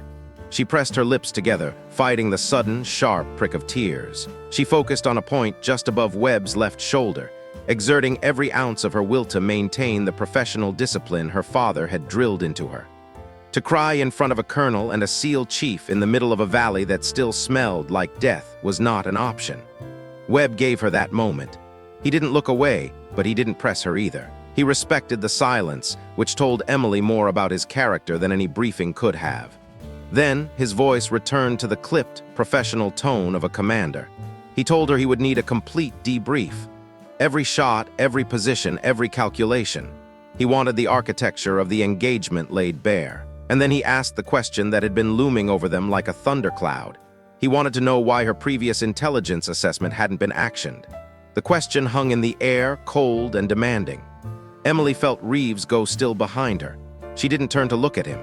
She knew the answer, and she knew it wasn't her fight to have, not here on the blood-soaked dirt of Sector Raven. She answered simply and directly. The assessment had gone through the proper channels. It had been reviewed and returned as not actionable.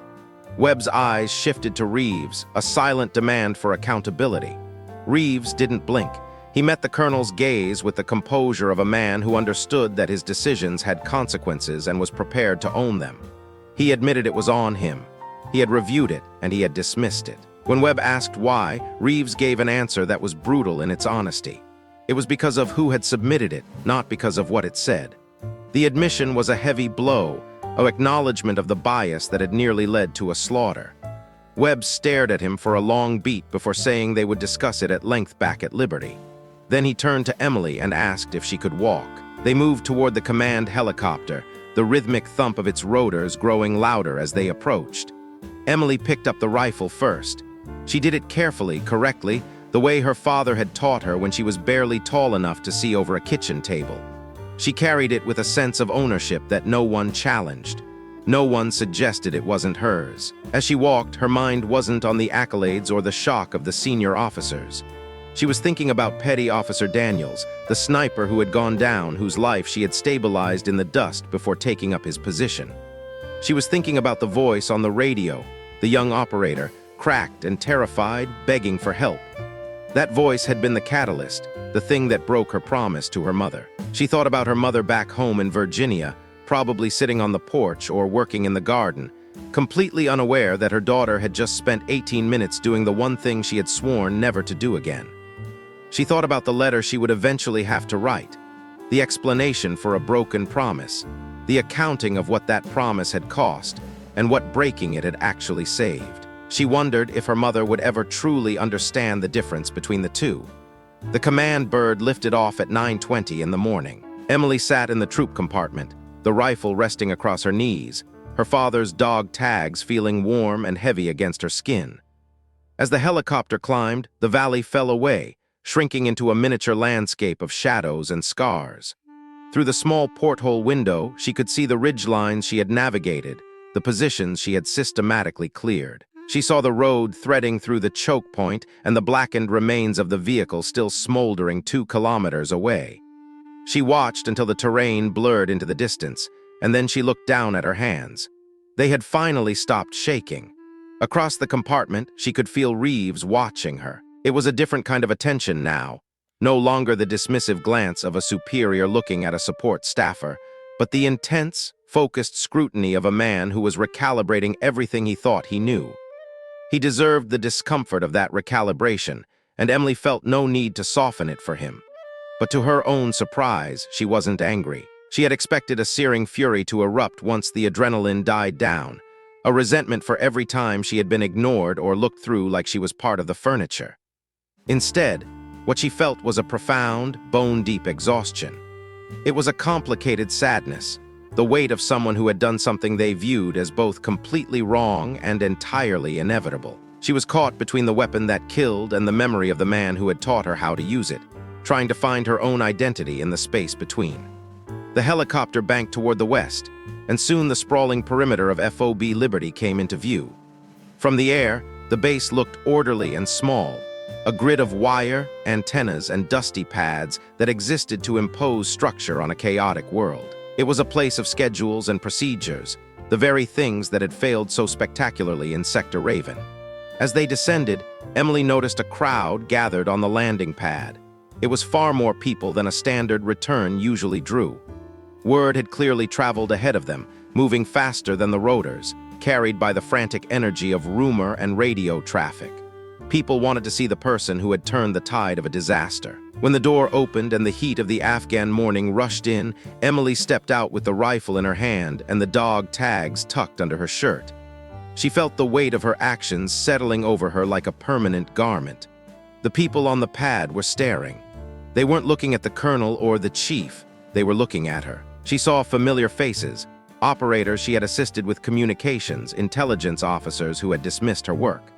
They all wore the same expression, the look of people struggling to reconcile a new reality with their old assumptions. A young, junior enlisted soldier stepped forward, his eyes wide with a mix of awe and disbelief.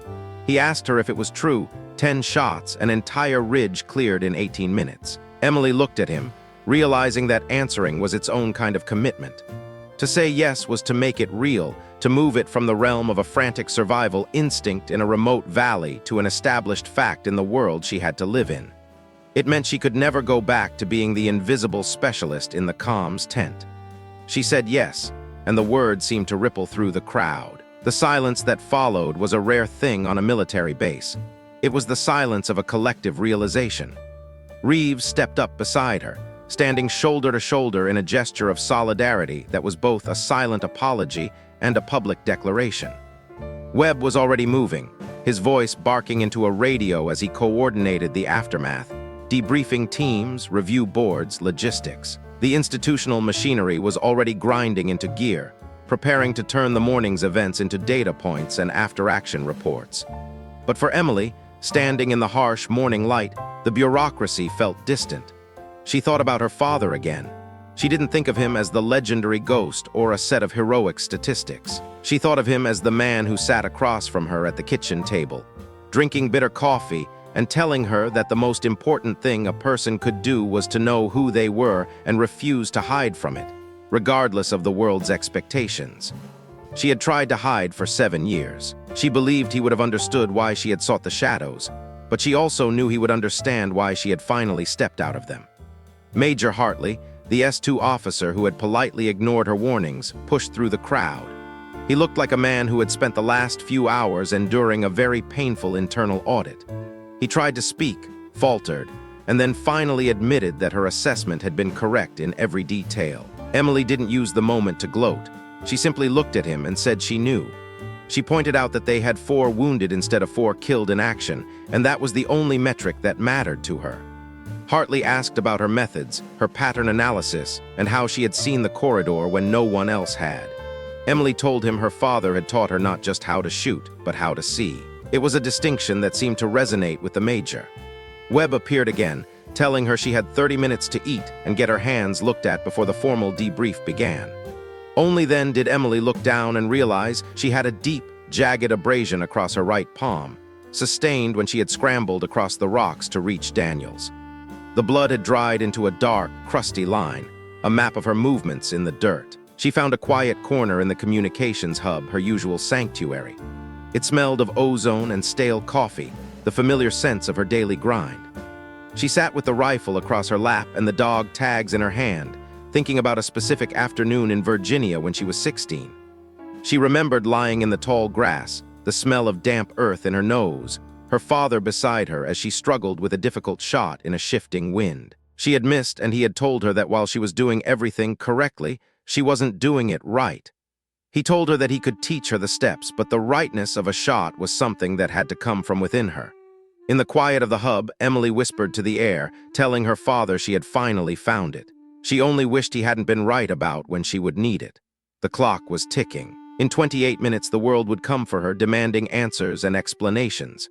Outside, she could hear the medevac helicopters powering down, their high-pitched whine fading into the background noise of the base. She heard voices, the low, rhythmic cadence of soldiers processing trauma. She heard her name being spoken, passing from person to person like a wildfire. The ghost came back, someone said, just through his daughter. At the 29-minute mark, the door opened. It was Reeves. He didn't look like the man who had dismissed her days ago. He looked at the rifle, then at her, and then he said he owed her more than an apology. Emily met his gaze and told him he owed her a fair reading of the next assessment she submitted. A ghost of a smile, or perhaps a new kind of respect, crossed his face. He extended his hand, and Emily, after a moment's hesitation, stood up and shook it. The debrief that followed was a marathon of 4 hours and 11 minutes. Emily watched the clock, her internal sense of time now tuned to a frequency of absolute precision. The conference room was filled with the heavy hitters of the base, including a woman in civilian clothes who said nothing, but watched Emily with an unsettling intensity. Emily answered every question with a clinical, methodical honesty. She detailed the terrain, the windage, the mechanical failures of the enemy's movements, and the exact timing of every trigger pull. When she reached the 9th shot, an analyst muttered that it wasn't possible. Emily countered that her father had spent years ensuring it was possible, even if he never knew the day it would be required. The unnamed woman wrote her only note of the session at that moment. When it finally ended, Webb walked her to the door. He asked what she wanted to do with the rifle. Emily had already decided. She said it should stay in service. Webb agreed, noting that her father would have wanted it that way. He told her that while the burden of such a legacy doesn't get lighter, she would get stronger, which amounted to the same thing in the end. He left her in the hallway, and Emily stood there alone for a moment, pressing her fingers against the cool metal of the dog tags. She felt a strange sense of equilibrium, a quiet after the storm. She went to the mess hall, her body finally demanding the sustenance she had ignored for hours. It was late, and the room was mostly empty except for a few operators and tech staff. She sat in a far corner, hoping for a moment of anonymity that she knew was likely gone forever. She had only managed a few bites when a young man sat down across from her.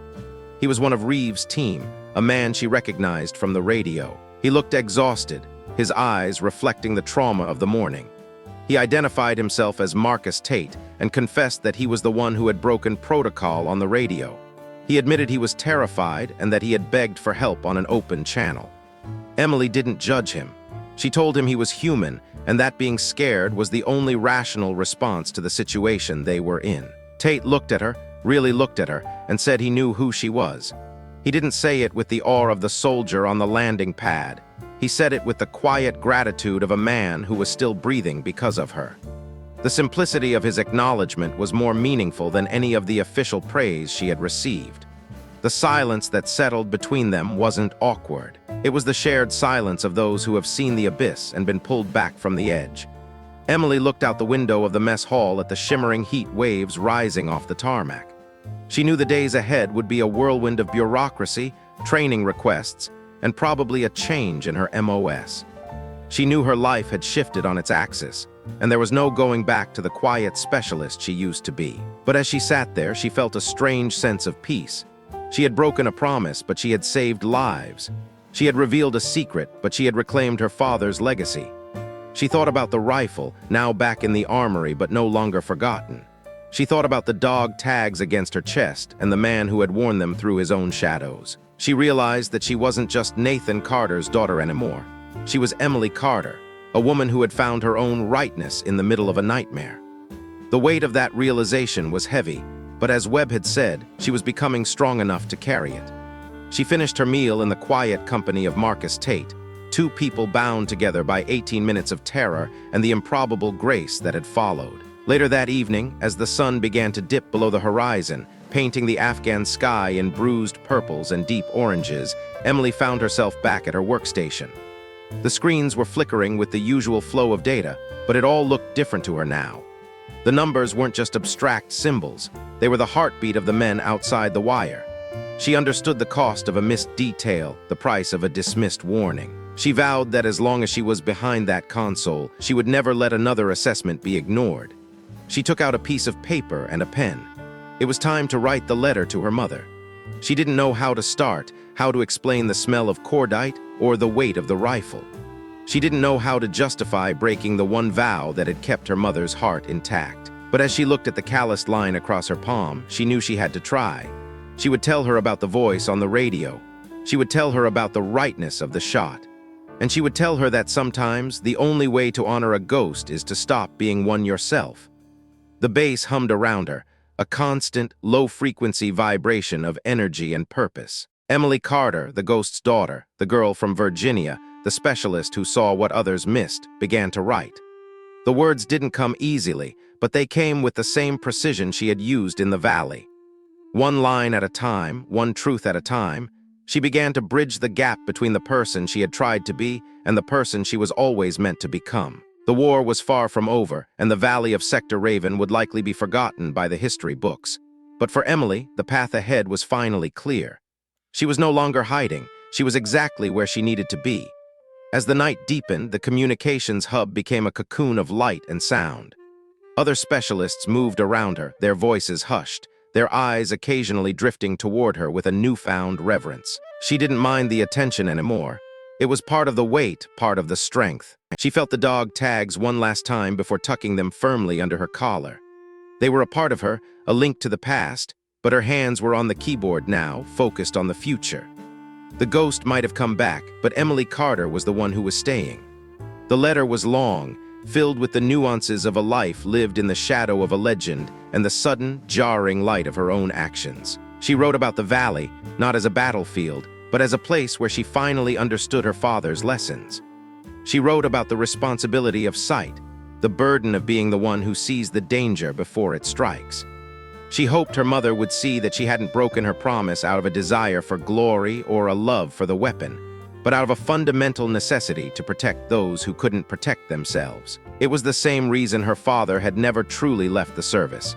When she finished, she folded the paper carefully and placed it in an envelope. She felt a sense of closure, a finality that allowed her to breathe deeply for the first time in years. The ghosts were at rest, and the living had a job to do. Emily leaned back in her chair, listening to the static of the radio, a sound that no longer felt like noise, but like a conversation she was finally a part of. The world was large, dangerous, and often indifferent, but she knew her place in it now. She was the watcher on the ridge, the voice in the ear of the lost, and the daughter of a man who taught her that being right was the only thing that ever truly mattered. Outside, the first stars began to appear over the mountains, cold and bright. They were the same stars her father had navigated by, the same stars that watched over the valley floor. Emily looked at them and felt a strange, quiet joy. She was tired, she was grieving, and she was forever changed, but she was also alive. And in a place like this, on a night like this, that was more than enough. She turned back to her monitors, the blue light reflecting in her eyes, and began her next shift. There were more convoys on the road, more ridgelines to watch, and more stories yet to be written. And this time, she would be the one writing them. The internal landscape of FOB Liberty was shifting. The hierarchy, once rigid and based on traditional roles, had been subtly disrupted. Emily noticed it in the way the senior NCOs nodded to her, the way the gates opened a second faster when she approached, and the way the air seemed to clear when she entered a room. It wasn't just about the 10 shots. It was about the revelation of a hidden caliber. They were all looking for the ghost in her, but what they were finding was something perhaps more formidable, a living, breathing fusion of legendary skill and modern intelligence. She spent the following days in a series of supplemental briefings. The woman in civilian clothes, who she eventually learned was a high-level analyst from a 3-letter agency, returned several times. They spoke about the synthesis of signals intelligence and human intuition. Emily explained that the data on the screen was like the wind on the range. It was a variable you had to feel, not just calculate. You had to anticipate how the terrain would funnel human intent. The analyst took more notes, her initial skepticism replaced by a cold, professional fascination. Colonel Webb checked in on her frequently, though his visits were never formal. He would stop by the comms hub, lean against a desk, and talk about anything but the mission. He spoke of his own home, of the dogs he missed, and of the weight of command. It was as if he were trying to offer her a bridge back to a normal life. Or perhaps he was just acknowledging that she was now part of a very small, very lonely circle of people who truly understood the cost of their own capabilities. He never asked her to pick up the rifle again, but they both knew the request was unnecessary. The rifle was there, and so was she. Chief Reeves was true to his word. Every report Emily submitted was not only read but scrutinized with a level of detail that would have been exhausting if it hadn't been so validating. He challenged her findings, pushed her for more evidence, and treated her with the demanding respect he reserved for his own team. The friction between them had evolved into a sharp, productive energy. He had realized that her seeing was a force multiplier they couldn't afford to waste, and he was determined to sharpen that tool to its breaking point. As the weeks passed, the memory of the valley began to scab over, though it never truly disappeared. Emily found herself visiting Petty Officer Daniels in the medical wing before he was medevaced out of the country. He was pale, wrapped in bandages, and still groggy from surgery, but when he saw her, his eyes cleared for a moment. He didn't say much. He didn't have to. He just touched the spot where his rifle would have been and then looked at her. It was a silent passing of the torch, a recognition between two people who had shared a moment of absolute extremity. The letter to her mother remained in her pocket for 3 days before she finally dropped it in the mail. It was a terrifying act of vulnerability, more frightening in some ways than the ridgeline in Sector Raven. It was the final tether to her old life being severed. She didn't know what the response would be, or if there would even be one. She just knew that the truth was the only thing left to offer. She imagined her mother reading it, her hands trembling, her eyes filling with the same grief Emily felt every time she looked at the NC carved into the wood. One evening, Emily took her father's rifle out to the small, improvised range on the edge of the base. It was a desolate spot, nothing but sand and a few battered targets, but it was the only place she could be alone with the weapon. She didn't fire it. She just sat on a crate, the rifle across her lap, and felt the familiar weight. She thought about the ghost and the man who had loved her. She realized that the legend was a cage, a set of expectations that had nearly crushed her. But the man was her foundation. He hadn't taught her to be a killer, he had taught her to be a protector. She understood now that the ghost wasn't a spirit that haunted the battlefield. It was a standard of excellence, a commitment to being the last line of defense. And that standard didn't belong to Nathan Carter anymore. It belonged to her. She wasn't just carrying his rifle, she was carrying his purpose. She looked up at the stars, the same stars that had seen her through the valley, and felt a profound sense of continuity. The world was a chaotic, broken place, but there were people who stood in the gaps, people who saw the danger and moved toward it. She was one of those people. She had always been one of those people, even when she was hiding in the comms tent. The 18 minutes in Sector Raven hadn't changed her. They had simply revealed her. As she walked back to her quarters, the rifle slung over her shoulder, she felt a quiet strength in her stride. The path ahead would be difficult, and the shadows would always be there, but she wasn't afraid of them anymore. She was the one who watched the shadows, and she knew exactly what was hiding within them. The next morning, a new mission came across the wire. It was another convoy, another dangerous route, another set of variables to be calculated. Emily sat down at her console, her fingers flying across the keys, her mind already mapping the terrain, sensing the wind, and anticipating the move of the enemy. She was focused, she was precise, and she was ready. She was Emily Carter, and she was exactly where she was meant to be. The ghost was gone, but the daughter remained, and as long as she was watching, the men on the ground would never be alone. The hum of the base continued, a steady heartbeat in the vast Afghan wilderness. Life at FOB Liberty moved forward, shaped by the events of the past and the uncertainty of the future. But for one specialist, the uncertainty had been replaced by a clear, unyielding vision. She saw the world for what it was, and she knew her role in it. She was the light in the dark, the voice in the static, and the hand on the trigger when all other options failed. She was the legacy, and the legacy was in good hands. She thought about the future, about what would happen when her tour was over and she returned to the quiet hills of Virginia. She knew she could never go back to being the girl she was before, but she also knew that she wouldn't want to. There was a power in being seen, a freedom in no longer having to hide the most essential part of herself. She would face her mother, and they would find a new way to be together, built on the truth rather than a fragile silence. For now, though, there was the mission. There was the next report, the next scan, and the next life to be saved. Emily Carter leaned into her work, her eyes reflecting the glowing data of the screens. She was a sentinel, a guardian, and a master of her craft. The valley of Sector Raven was behind her, but its lessons were etched into her soul. She would never forget the cost of the 18th minute, and she would never stop working to ensure that the next one was never necessary. But if it was, she would be there. The base's rhythm was a comfort now, a reminder of the collective effort she was a part of. She felt the dog tags against her skin, a constant, grounding presence. They were no longer a burden, but a badge of honor. She was proud of her father, and she was proud of herself. She had found the difference between being correct and being right, and she had chosen the latter, no matter the cost.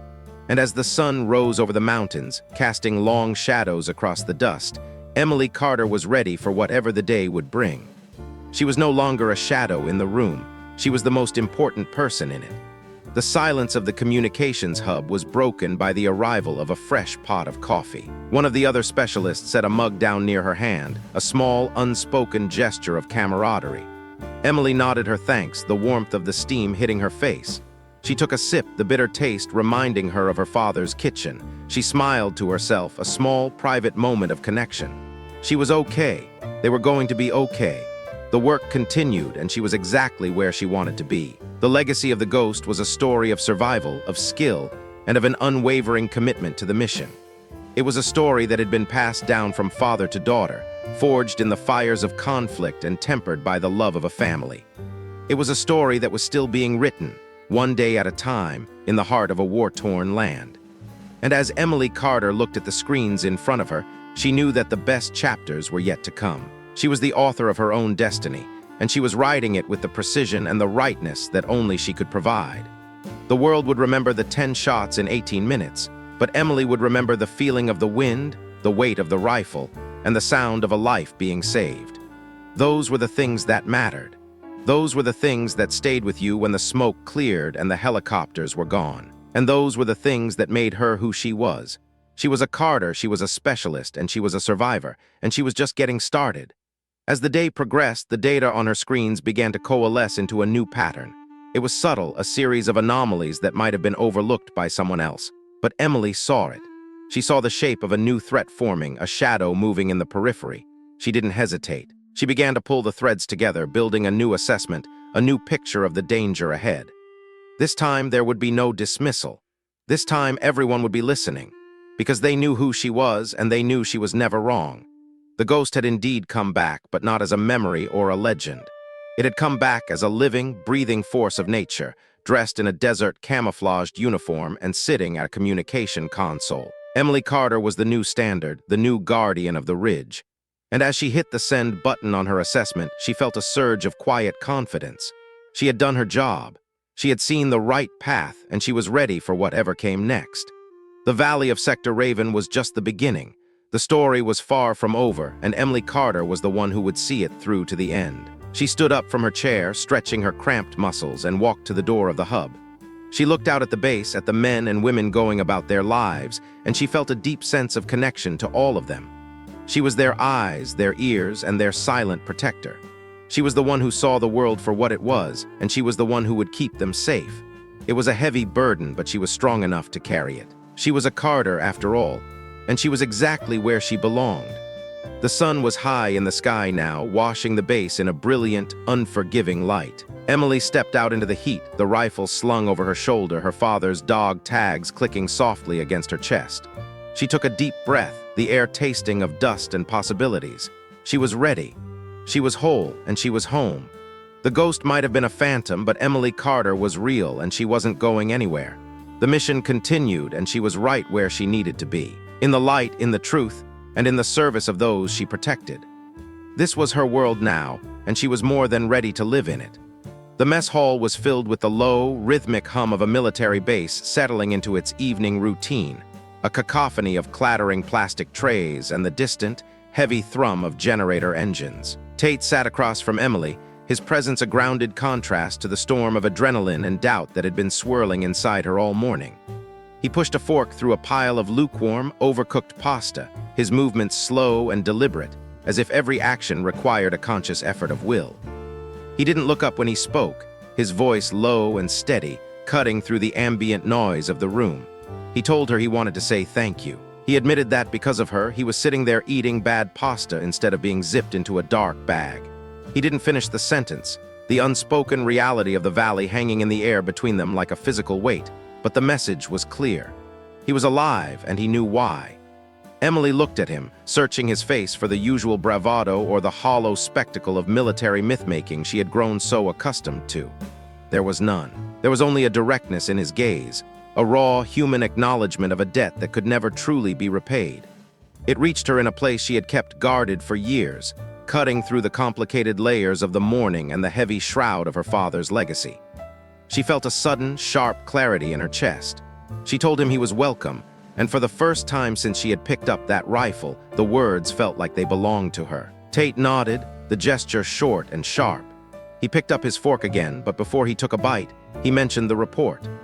Word of the assessment she had submitted weeks ago was finally making the rounds, and on a base this size, information moved at the speed of guilt.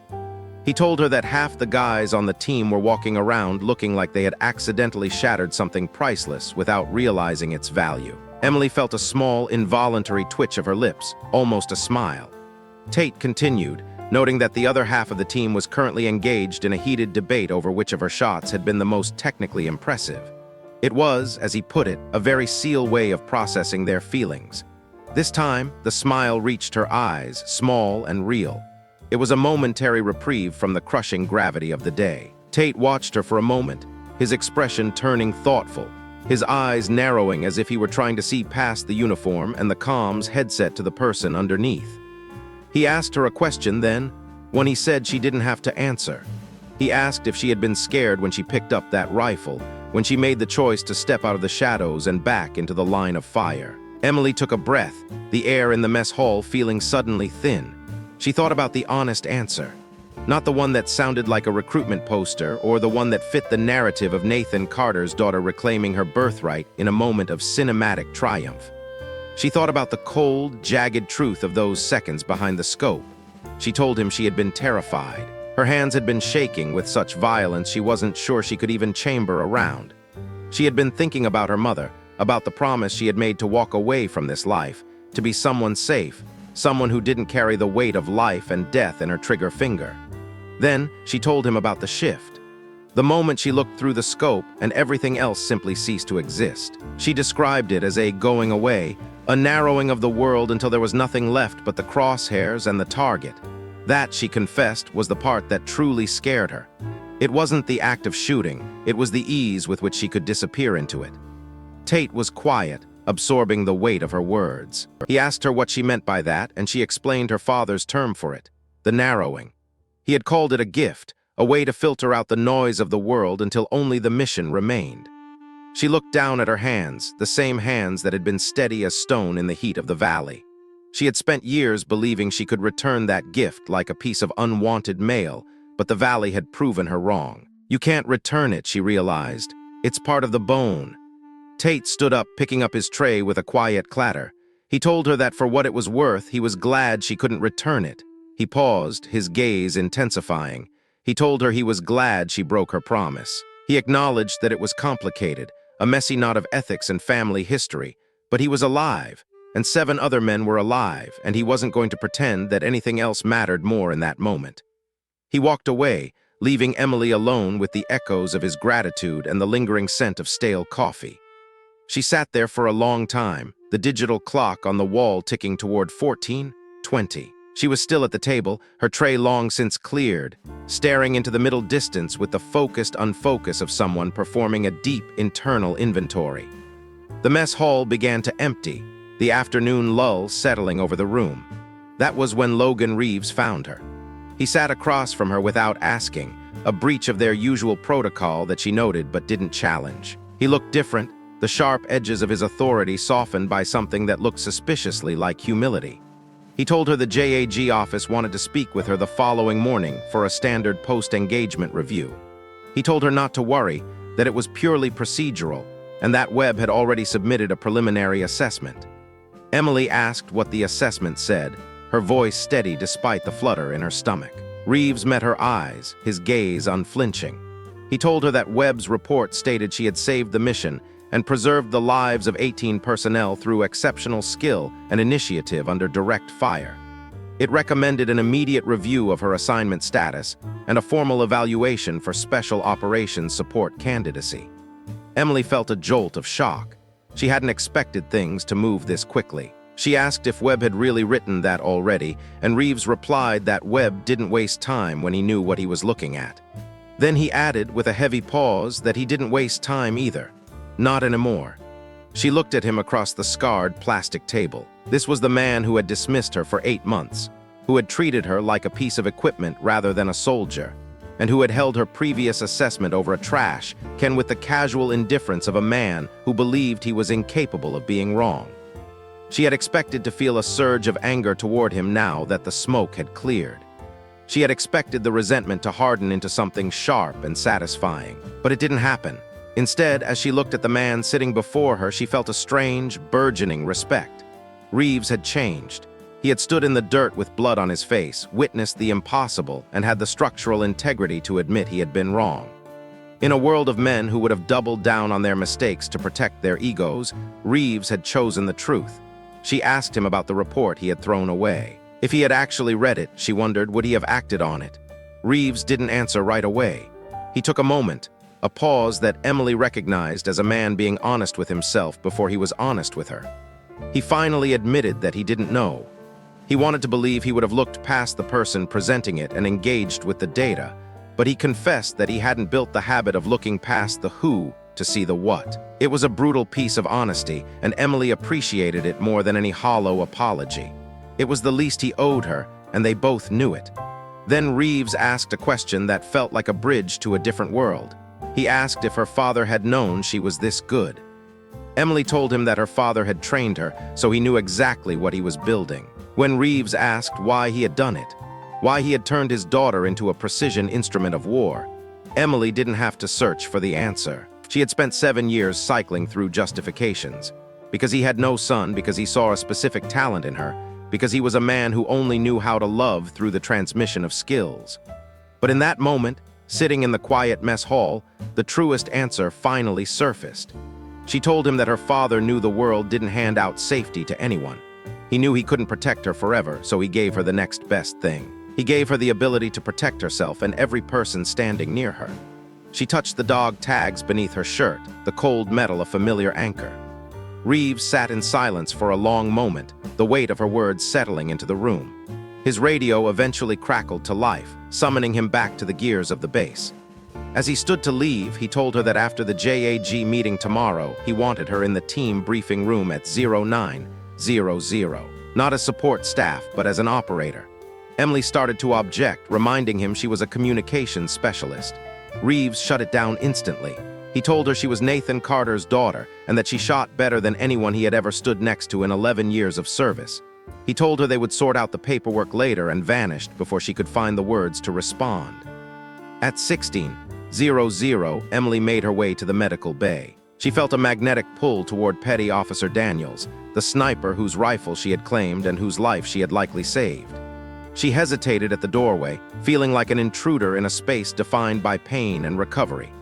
She had no real relationship with the man but the shared intimacy of the valley. The way she had packed his wound and then stepped into his boots felt like it required some kind of acknowledgement. She stepped inside. The air was thick with the scent of antiseptic and the low hum of monitoring equipment. Daniels was awake, looking pale and drained, his arm a mountain of white bandages. He looked at her as she approached the foot of his bed. He called her Carter. She confirmed it. He mentioned that she had packed his wound, and then he mentioned the rifle. Emily began to offer an apology, but Daniels cut her off with a firm, quiet intensity. He told her not to apologize. He had heard the count, 10 shots, 18 minutes. He had been a sniper for 9 years, and he told her flatly that what she had done, moving between positions without a spotter under active fire, wasn't just impressive. It was something most trained snipers couldn't pull off. Emily was speechless. She tried to deflect, saying she had just done what needed doing, but Daniels shook his head. He told her that doing what needs doing is the whole job. Then he asked if the rifle still had the initials on it. When she said it did, he told her he wanted it back once he was cleared for duty. But more than that, he wanted to know about the 10th shot. He had been running the geometry in his head for hours, trying to figure out how she had achieved the necessary elevation for that specific ridgeline point from her ground position. Emily felt a surge of professional pride, a warmth she hadn't expected. She told him she would show him on a map. Daniels nodded, satisfied, and told her he'd be there tomorrow. She left the med bay feeling seen in a way she hadn't been in years. It wasn't about being a daughter or a woman or a clerk. She was a shooter. She had solved a problem, and a peer was asking for the solution. By 1745, Emily was back in the communications hub, the familiar glow of the monitors providing a sense of normalcy. She was running routine checks when the unnamed civilian woman from the morning's debrief appeared in the doorway. The woman carried an aura of practiced stillness, the kind earned through a career of listening in rooms where most people only talked. She asked for a few minutes of Emily's time. She entered and closed the door, standing with a posture that was at once informal and deeply disciplined. She didn't give her name, and Emily didn't ask. The woman asked a sharp, surgical question. When Emily picked up that rifle, was it about saving the team, or was it about something else? Emily looked at her, sensing the weight behind the query. This wasn't a standard interview. It was a probe into her soul. Emily thought about it, really thought about it. She admitted it was both. She had wanted to save them, but she also admitted that she was tired of being invisible. She had spent 7 years burying the most significant part of herself, acting like furniture while men like Reeves looked right through her. Part of it, she confessed, was that she was simply tired of the hiding. The woman nodded, telling her that was the right answer because it was the complete one. She explained that people with singular motivations are predictable and limited, but those who carry the weight of both duty and identity are the ones who can survive the situations that break everyone else. Then, the woman dropped a bombshell. She had known Emily's father. She had worked adjacent to his unit and had read every one of his operational files for over a year. She knew his work, and she knew the man. She revealed that Nathan Carter had written a letter before his final deployment, a sealed personal communication intended for his daughter in the event of his death. Due to an administrative error, the letter had sat in a file for 7 years. It had only been discovered during the review of the morning's events. The woman reached into her jacket and produced a standard military envelope. Emily's name was written across the front in a handwriting she would have known anywhere. The looping E, the quick diagonal cross of the T. Colonel Webb had authorized its delivery. The woman handed it over, her expression neutral but her eyes focused. She told Emily that while her shooting was remarkable and would lead to many conversations about her future, the letter was more important than any of it. She advised Emily to read it alone and to take her time. Then she was gone. The silence in the communications hub felt heavy, almost liquid. Emily sat at her desk, the envelope in her hands. She felt the texture of the paper, her fingers tracing the ink of her father's handwriting.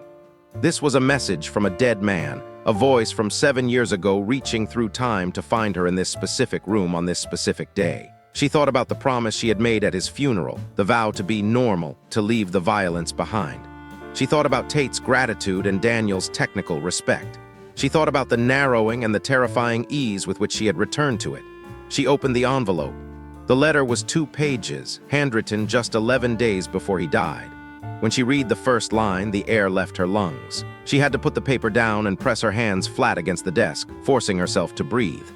She sat there for 30 seconds, the world shifting on its axis. When she finally picked it up again, she read it all the way through. By the time she reached the end, she was crying, a deep, soul-clearing release that she hadn't allowed herself in nearly a decade. The first page of the letter was characteristically practical. Nathan Carter had been a man of action, and he wrote about her training with the same precision he applied to a mission brief. He told her she was the best natural shooter he had ever seen, and that her stillness wasn't a personality trait, but a weapon that no enemy could ever take from her. He admitted he had trained her because he couldn't help himself. She was always going to be a predator of targets, and he wanted her to know it consciously so that the knowing could be a choice rather than a shock. The second page was the heart of it. He had known she would make a promise to hide her light. He knew his daughter well enough to anticipate the guilt she would feel for the power he had given her. He wrote that the gift wasn't a curse or a burden to be apologized for. It was the ability to protect others when everything else had failed. He told her that when the day came that she had to use it, and he was certain that day would come. He wanted her to do it without the weight of a promise dragging on her hands. The final sentence was the one that broke her. If you're reading this, it means you finally stopped hiding from who you are. And I need you to know that I am so proud of you, for the courage it took to become yourself in a world that spent years telling you to be smaller. Emily sat in the dark of the hub, holding the letter against the dog tags on her chest. Outside, the base continued its nocturnal rhythm, the throb of rotors, the distant shouts of personnel, the mechanical heartbeat of the war. Her monitors blinked with scheduled rotations, indifferent to the revolution occurring within her. She sat in the corner where she had been invisible for 8 months and let 7 years of compressed grief and hidden identity finally unravel. She didn't sleep that night. She didn't want to. She wanted to stay awake and see her life with the lights on for the first time. She read the letter 4 more times, each reading sinking her deeper into the truth of it. Her father hadn't just given her a skill, he had given her permission to exist. As the first gray light of dawn began to bleed through the small windows of the hub, Emily felt a profound sense of peace. The narrowing wasn't a cage, it was a tool. The promise wasn't a shield, it was a weight she was finally allowed to set down. She watched the satellite tracking software update its display, the world moving forward. At 0600, the door to the hub opened. It was Reeves. He looked like he hadn't slept much either, his eyes tired but sharp. He stopped when he saw her, noting the way she sat, not like a clerk waiting for orders, but like a woman who knew exactly where she stood in the world. The air in the room felt different, charged with the electricity of a new beginning. Emily stood up, her movements fluid and certain. She didn't wait for him to speak. She didn't look for approval or direction. She looked at him with the steady, unwavering gaze of a shooter who had already accounted for the wind and the distance. The transition from specialist to operator wasn't going to be a matter of paperwork. It had already happened in the quiet hours of the night, fueled by a letter and the realization that the girl who had made a promise at a funeral was no longer the woman standing in the room. Reeves cleared his throat, his eyes flicking to the envelope on her desk before returning to her face. He didn't ask what it was. He didn't have to. He could see the change in her posture, the way she occupied the space around her. He told her it was time. The JAG review was a formality, a hurdle to be cleared before the real work began. Emily nodded once, a sharp, decisive movement. She reached out and took her jacket from the back of the chair, the fabric rustling in the quiet room. She tucked the letter into an inner pocket, right against her heart. They walked out of the communications hub together, stepping into the cool morning air of the base. The sun was just beginning to crest the horizon, casting long, dramatic shadows across the tarmac. The hum of the base was louder now, the day beginning in earnest. As they headed toward the command center, Emily felt the weight of the dog tags against her skin. They didn't feel like a reminder of loss anymore. They felt like an anchor. She thought about the valley, about the 10 shots, and about the man in the med bay who wanted to know her geometry. She thought about the briefing at 0900 and the seat that was waiting for her at a table she had only ever looked at from the sidelines. The world hadn't become any safer, and the choices she faced weren't going to be any easier. But as she walked beside Reeves, her stride matching his, Emily Carter knew that she was no longer hiding.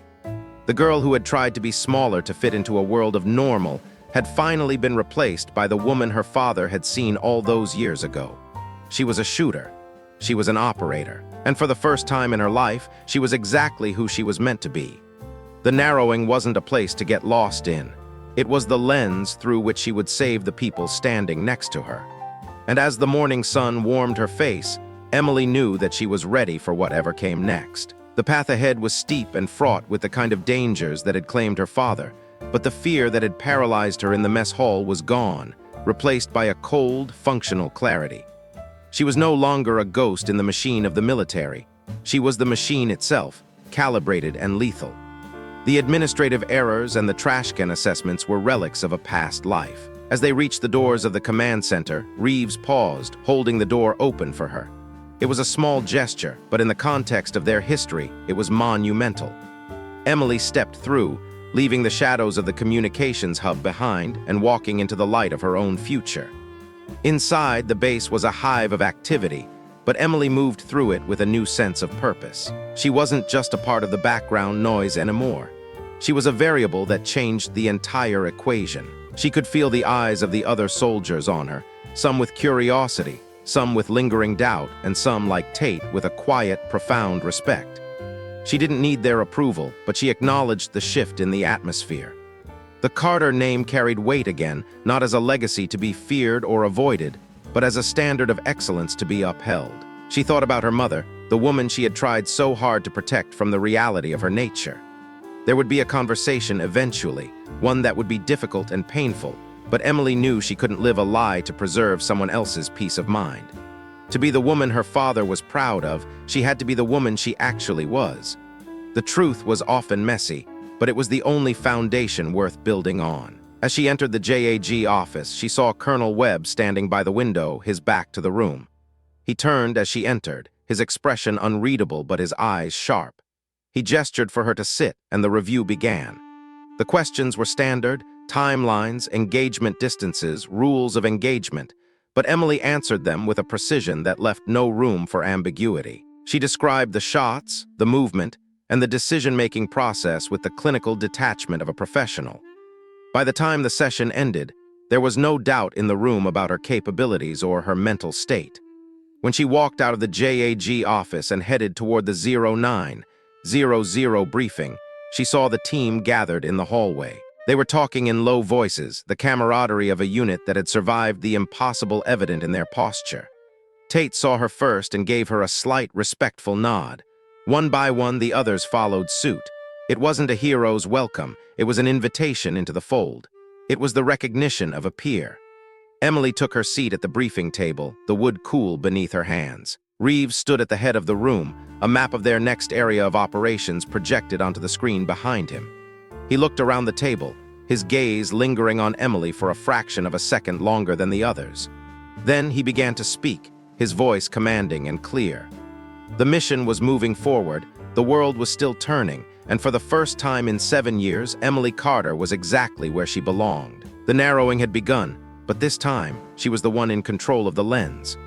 The morning light at FOB Liberty was always a harsh, uncompromising thing, stripping away the soft edges of the night and leaving nothing but the jagged reality of the mountains. Inside the communications hub, the air was stale, smelling of ozone, recycled air, and the lingering scent of long-staled coffee. When Reeves walked in, he didn't just see the exhaustion etched into the lines around Emily Carter's eyes. He saw the profound weight of a night spent in the furnace of self-reclamation. He was a man who had seen every variety of fatigue, the hollowed-out stare of a man who'd seen too much combat, the jittery vibration of a trainee on his 3rd day without sleep, the heavy-lidded slump of a clerk counting down the minutes to a shift change. But Emily's exhaustion was different. It was the weariness of a person who had spent the dark hours doing significant, structural work on her own soul and had emerged on the other side permanently altered. Reeves adjusted his expression as he approached her desk. There was a newfound caution in his movements, a subtle shift in the way he occupied the space near her, as if he were acknowledging a sudden change in the atmospheric pressure of the room. He set a fresh cup of coffee on her desk without a word. The steam rose in thin, lazy curls against the flickering glow of the monitors. Emily didn't look up immediately. She simply reached out and wrapped her fingers around the warmth of the ceramic mug, feeling the heat seep into her skin. It was a grounding sensation, a physical tether to a world that felt increasingly surreal. "Thank you," she murmured, her voice raspy from disuse and the cold air of the hub.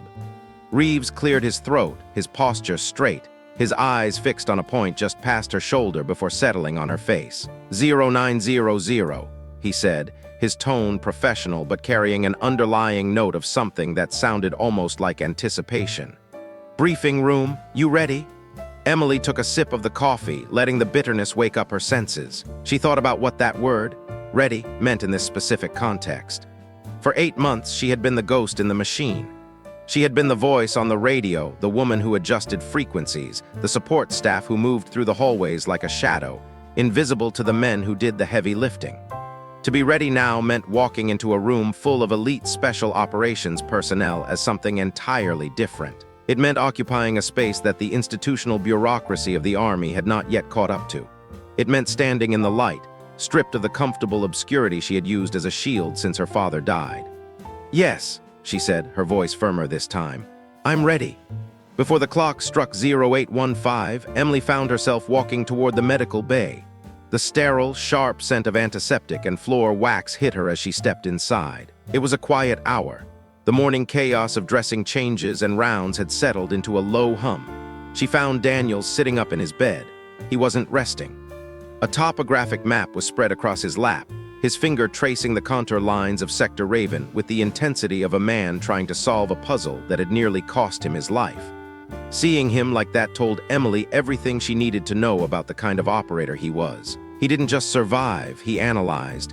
He looked up as she approached, his eyes narrowing slightly in recognition. Emily pulled a chair up to the side of the bed, her movements deliberate. From her pocket, she pulled out a folded piece of paper. It wasn't the high-resolution, satellite-imaged map the military provided. It was her own hand-drawn map of Sector Raven, the one that had been crumpled in the bottom of a trash can just days ago, which she had meticulously reprinted from her private notes the night before. She smoothed the paper out on the edge of his bed, pointing to a specific coordinate near the 10th target of the ambush. "Micro-elevation in the terrain right here," she said, her voice low and steady. "It's a 6-inch rise over approximately 8 meters just before my position." Daniels leaned in, his brow furrowing as he compared her hand-drawn lines to the official map on his lap.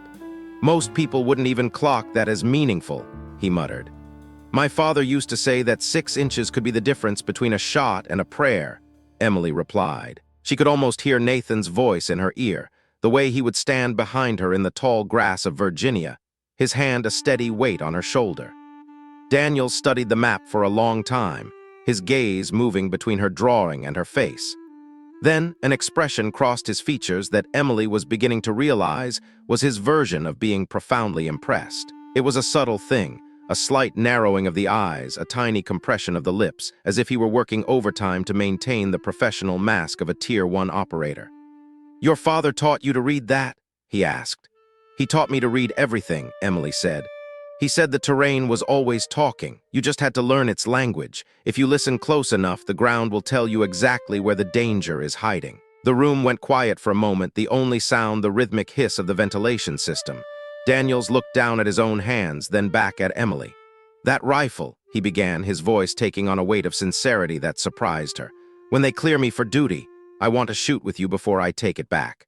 Emily paused. "You want to shoot with me?" "I want to learn whatever you're willing to teach," Daniels said directly. There was no ego in his voice, no embarrassment. He was a man who was genuinely excellent at what he did, and because of that, he had the rare confidence to admit when he'd found someone who knew something he didn't. 9 years in the teams, and I never read a 6-inch elevation at 400 meters while under effective fire. I want to know how you see what you see." Emily looked at him, seeing not just a wounded soldier, but a peer. She thought about the thousands of hours she had spent in those fields back home, the grueling repetition, her father's refusal to accept anything less than perfection. She thought about the 18 minutes in that valley where all that training had finally been put to the test. "When they clear you," she promised. At 0900 sharp, Emily stepped through the heavy doors of the briefing room. The atmosphere inside was thick enough to touch. There were 11 people present, the full SEAL team, minus Daniels and the 2 operators still being monitored in medical. Reeves stood at the front, his arms folded. Colonel Webb was off to the side, leaning against a wall with a neutral expression that Emily had learned meant he was paying more attention than anyone else in the room. The moment she entered, every head turned. It was a room she had been in dozens of times before. Usually, she was the one in the back, delivering a report on communication windows or fixing a glitch in the satellite link. In those moments, she had been a utility, a piece of equipment that happened to speak. She would do her job, stand in the corner, and slip out without a single person noting her departure. This time, she didn't head for the corner. She walked straight to the front of the room. She laid her map on the table with a firm click of her knuckles against the wood. She looked out at the 11 faces watching her. Some were uncertain, their brows knit in confusion. Others were openly curious, leaning forward in their chairs. But in the back corner, she saw one operator, Kowalski, who still carried the residue of an old assumption. She could see it in the set of his jaw, the skeptical tilt of his head. He still saw a radio operator who had gotten lucky. But Emily didn't feel like the radio operator anymore. For the first time in 8 months on this base, she felt like herself. "Yesterday morning," she began, her voice cutting through the silence of the room like a blade, 10 enemy shooters set up a coordinated ambush in Sector Raven. I identified the indicators for that ambush 47 hours in advance and submitted an assessment that was not actioned. I want to walk you through how I built that assessment, because the pattern that produced this ambush is not unique to Sector Raven. If we are going to operate in this corridor for the next 3 months, you need to know how to read what I read. The room was absolutely, hauntingly quiet. For the next 50 minutes, Emily Carter didn't just give a briefing. She performed a masterclass in the analytical framework her father had built, and she had spent a lifetime refining. She spoke about the reading of terrain not as mere geography, but as a living language of tactical intent. She explained the interpretation of insurgent movement patterns, demonstrating that what looked like randomness to the untrained eye was actually a deliberate form of communication. She broke down the specific signatures, the ghost tracks in the data, that preceded a coordinated ambush as opposed to a simple, opportunistic contact. She wasn't lecturing, and she wasn't performing. She was doing what she did when the world was at its loudest. She was seeing things clearly and describing them with such surgical precision that the men in the room had no choice but to see them too. At the 20-minute mark, Tate raised a hand, asking a focused question about frequency jamming patterns. Emily answered him without a second's hesitation, weaving the technical data into the tactical reality. At the 35-minute mark, Kowalski, the skeptic in the back, asked a question about wind reading and the shift in thermal pockets along the ridge. The way he asked it, the lack of edge in his voice, the genuine need for the answer, told Emily that the old assumption was finally dissolving. At the 48-minute mark, Reeves stepped forward, interrupting her for the first time. He cleared his throat, his eyes fixed on a specific data point she had highlighted. "Wait," he said, his voice low. "Back up. This indicator here, the clustering of probing contacts in a 48-hour window before a coordinated attack. You're saying you've seen this exact pattern in other sectors. 3 times in the last 6 months," Emily said, her voice level but firm. "Once in Sector Echo, once in Sector Bravo, and once near Checkpoint Kilo. I submitted detailed pattern notes on all 3. They were filed as low priority," Reeves muttered, his face darkening. The room went deathly still. It was the kind of silence that precedes a storm. Reeves turned his head to look at Colonel Webb. The colonel's expression had shifted from careful neutrality to a sharp, predatory alertness. "Sector Bravo," Webb said, his voice like gravel. "We had a close contact in Sector Bravo 7 weeks ago. We lost 2 vehicles. We were told it was an opportunistic strike. You're saying we were surprised." "You shouldn't have been surprised," Emily said quietly. "The indicators were there 4 days before the first shot was fired." The silence that followed was of a different quality than anything the room had produced yet. It was the silence of men recalculating their entire history on this deployment. They were running Emily's new analytical framework backward over months of missions, over close calls and bad luck. And they were finding that the math didn't add up the way the official records said it did. They were realizing that the information they needed had been sitting in a low-priority folder on a desk they had walked past 100 times. Reeves stood up abruptly. "I need to make some calls," he said, his face a mask of controlled fury as he walked out of the room. Colonel Webb unfolded his arms and walked slowly to the table. He looked down at Emily's hand-drawn map for a long, agonizingly quiet moment. Then he looked up at her, his eyes searching hers. "How many active corridors are you currently tracking, Specialist?" 4, Emily said. "I can have full, actionable assessments on all 4 ready within 48 hours. Webb nodded once, a sharp, decisive movement. "Do it. You have full access to the intelligence database, effective immediately. I'll have Hartley set up your credentials and bypass the standard filters. If you see a pattern, I want it on my desk and Reeves' desk before the ink is dry." He paused, his gaze intensifying. "This is no longer an informal arrangement, Specialist. I'm formalizing your role as a forward intelligence analyst, effective today. The paperwork will catch up." Emily felt a surge of something hot and sharp in her chest. "And the other thing?" she asked, her voice steady despite the adrenaline. "The operational role Chief Reeves mentioned. That goes to a formal evaluation board," Webb said. "The timeline for that is approximately 6 weeks. In the meantime, you are not support staff. You are an analyst with operational advisory status.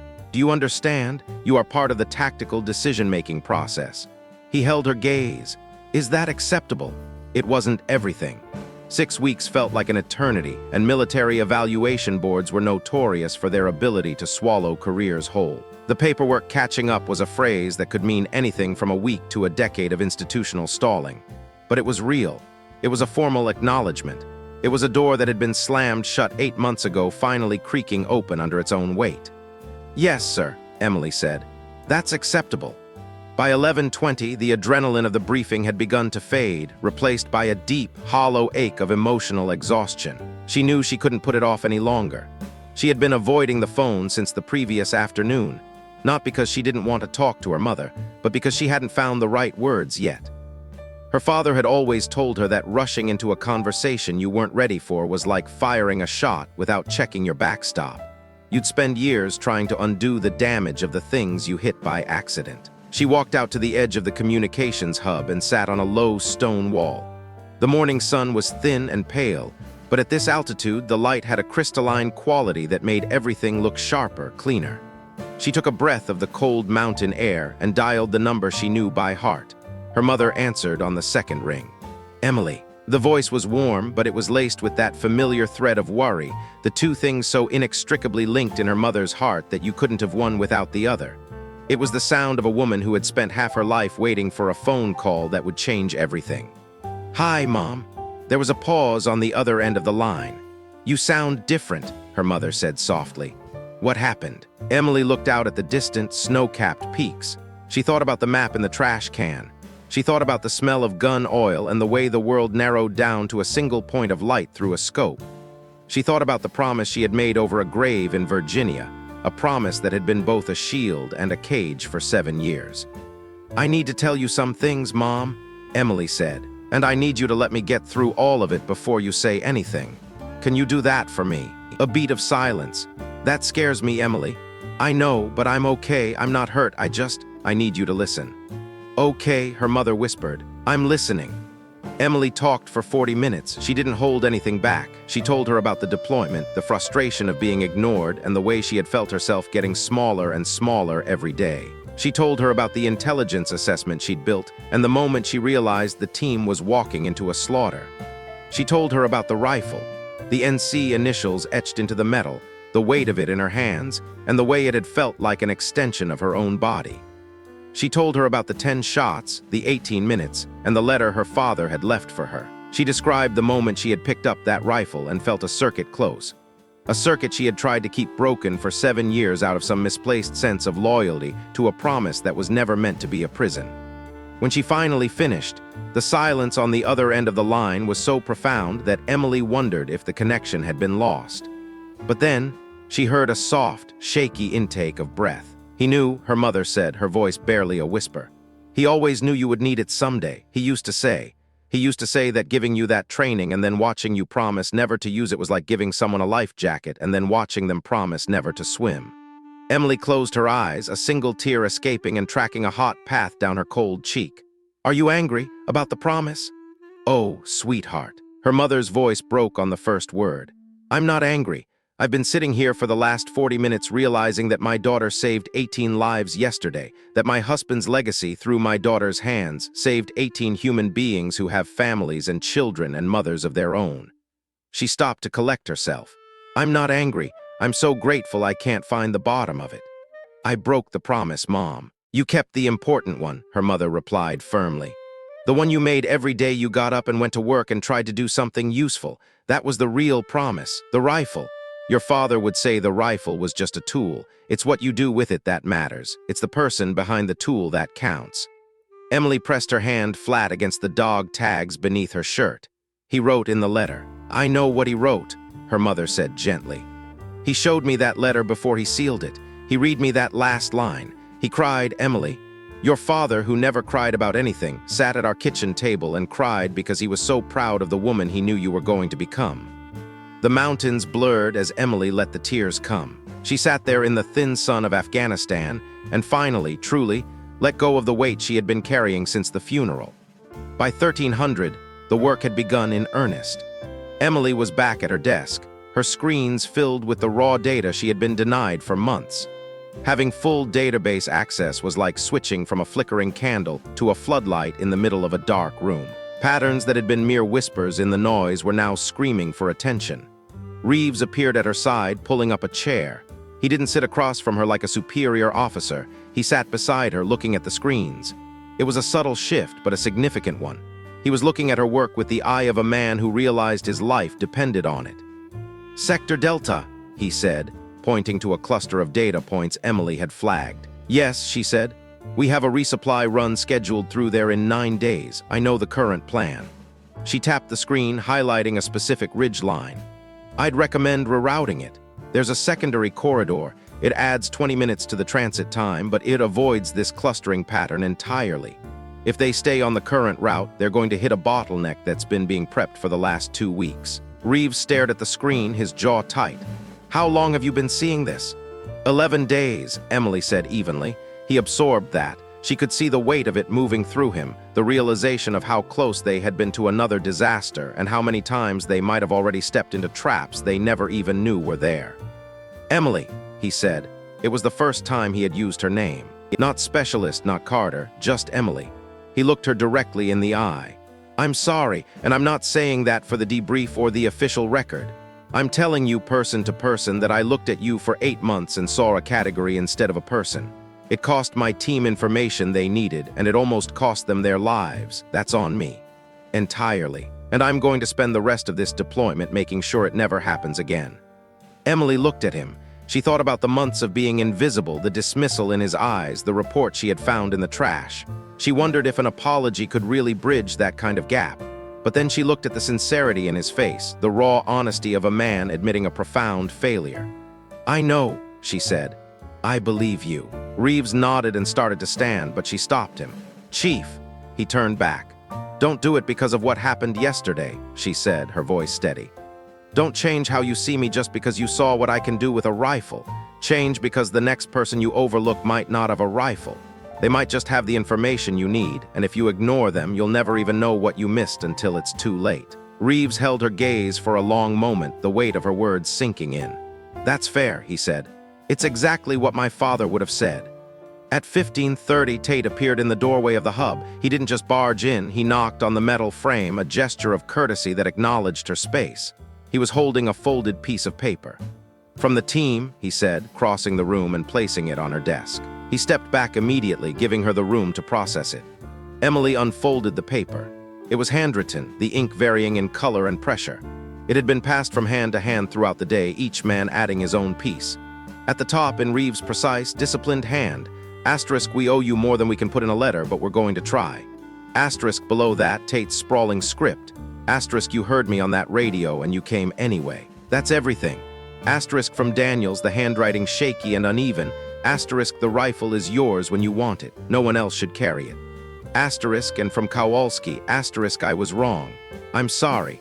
Asterisk, there were others. 4 more lines, 4 more sets of initials. The last one was from an operator she hadn't even met yet, one of the wounded men in the medical bay. His writing was pressured, as if he were fighting through significant pain to get the words down. Asterisk, my kids will never know your name, but they'll grow up because of you. That's enough. Asterisk, Emily folded the letter carefully, her fingers trembling slightly. She sat there, looking at the far wall of the hub and thought about Nathan Carter. He had known, 11 days before he died, that his daughter was going to need permission more than she was going to need training. He had known that the world would try to make her small, and he had left her the only tool he had to make sure she stayed large. But the rifle wasn't the point. The valley wasn't even the point. The real work wasn't the dramatic moments of life and death. It was the ordinary, daily, unglamorous choice to take up the space you were entitled to. It was the choice to submit the assessment instead of filing it away. It was the choice to walk into the room instead of standing in the corner. It was the choice to be exactly as big as you were, even when the world was telling you to be smaller. At 1700, she submitted the Sector Delta assessment. It wasn't a note or an observation. It was a full 4-page analysis routed directly to Webb and Reeves. She didn't soften the conclusions. She didn't apologize for the confidence of the data. She hit send and watched the confirmation appear on the screen. 43 minutes later, Webb's reply came back. Asterisk assessment confirmed. Sector Delta resupply rerouted. Good work, Carter. Asterisk as the sun began to dip below the horizon at 18:20, Emily Carter found herself alone in the hub. The day had felt like a lifetime. She reached up and for the first time in 7 years took the dog tags from around her neck. She held them in her palm, feeling the cool metal. Nathan's name was worn, the letters softened by years of her own nervous habits, by the thousands of times she had reached for them in moments of doubt. She looked at them for a long time. Then she opened her desk drawer and took out the envelope containing her father's letter. She placed the dog tags inside and sealed it. She wasn't letting go of him. She wasn't putting him down. She simply realized that she didn't need to carry his name against her skin to carry him with her. He was in the way she read the mountains. He was in the stillness that lived behind her eyes. He was in every line of every report she would ever write. She didn't need the weight of the metal on her chest because she had finally become the thing the tags represented. She tucked the envelope into the inside pocket of her jacket, close to her heart, but no longer a burden around her neck. She stood up, straightened her shoulders, and walked out into the cold mountain evening. FOB Liberty was moving through its nightly rhythm. The sound of rotors thrummed in the distance, and the smell of diesel and dust hung in the air. People were preparing for what came next, because in this place what came next was always coming. Emily stood for a moment, breathing in the sharp, clean air. She looked toward the ridgeline to the east, the direction of Sector Raven. She thought about the woman who had walked into that hub 8 months ago, a ghost trying to hide in the static. That woman was gone. What remained was exactly who Nathan Carter had always known she would be. Not a legend, not a ghost, but a woman who had stopped running from her own strength. She stood in the light, her name on her lips, her father's training in her hands, and not a single apology left to make. She had been invisible for 7 years. She would never be invisible again.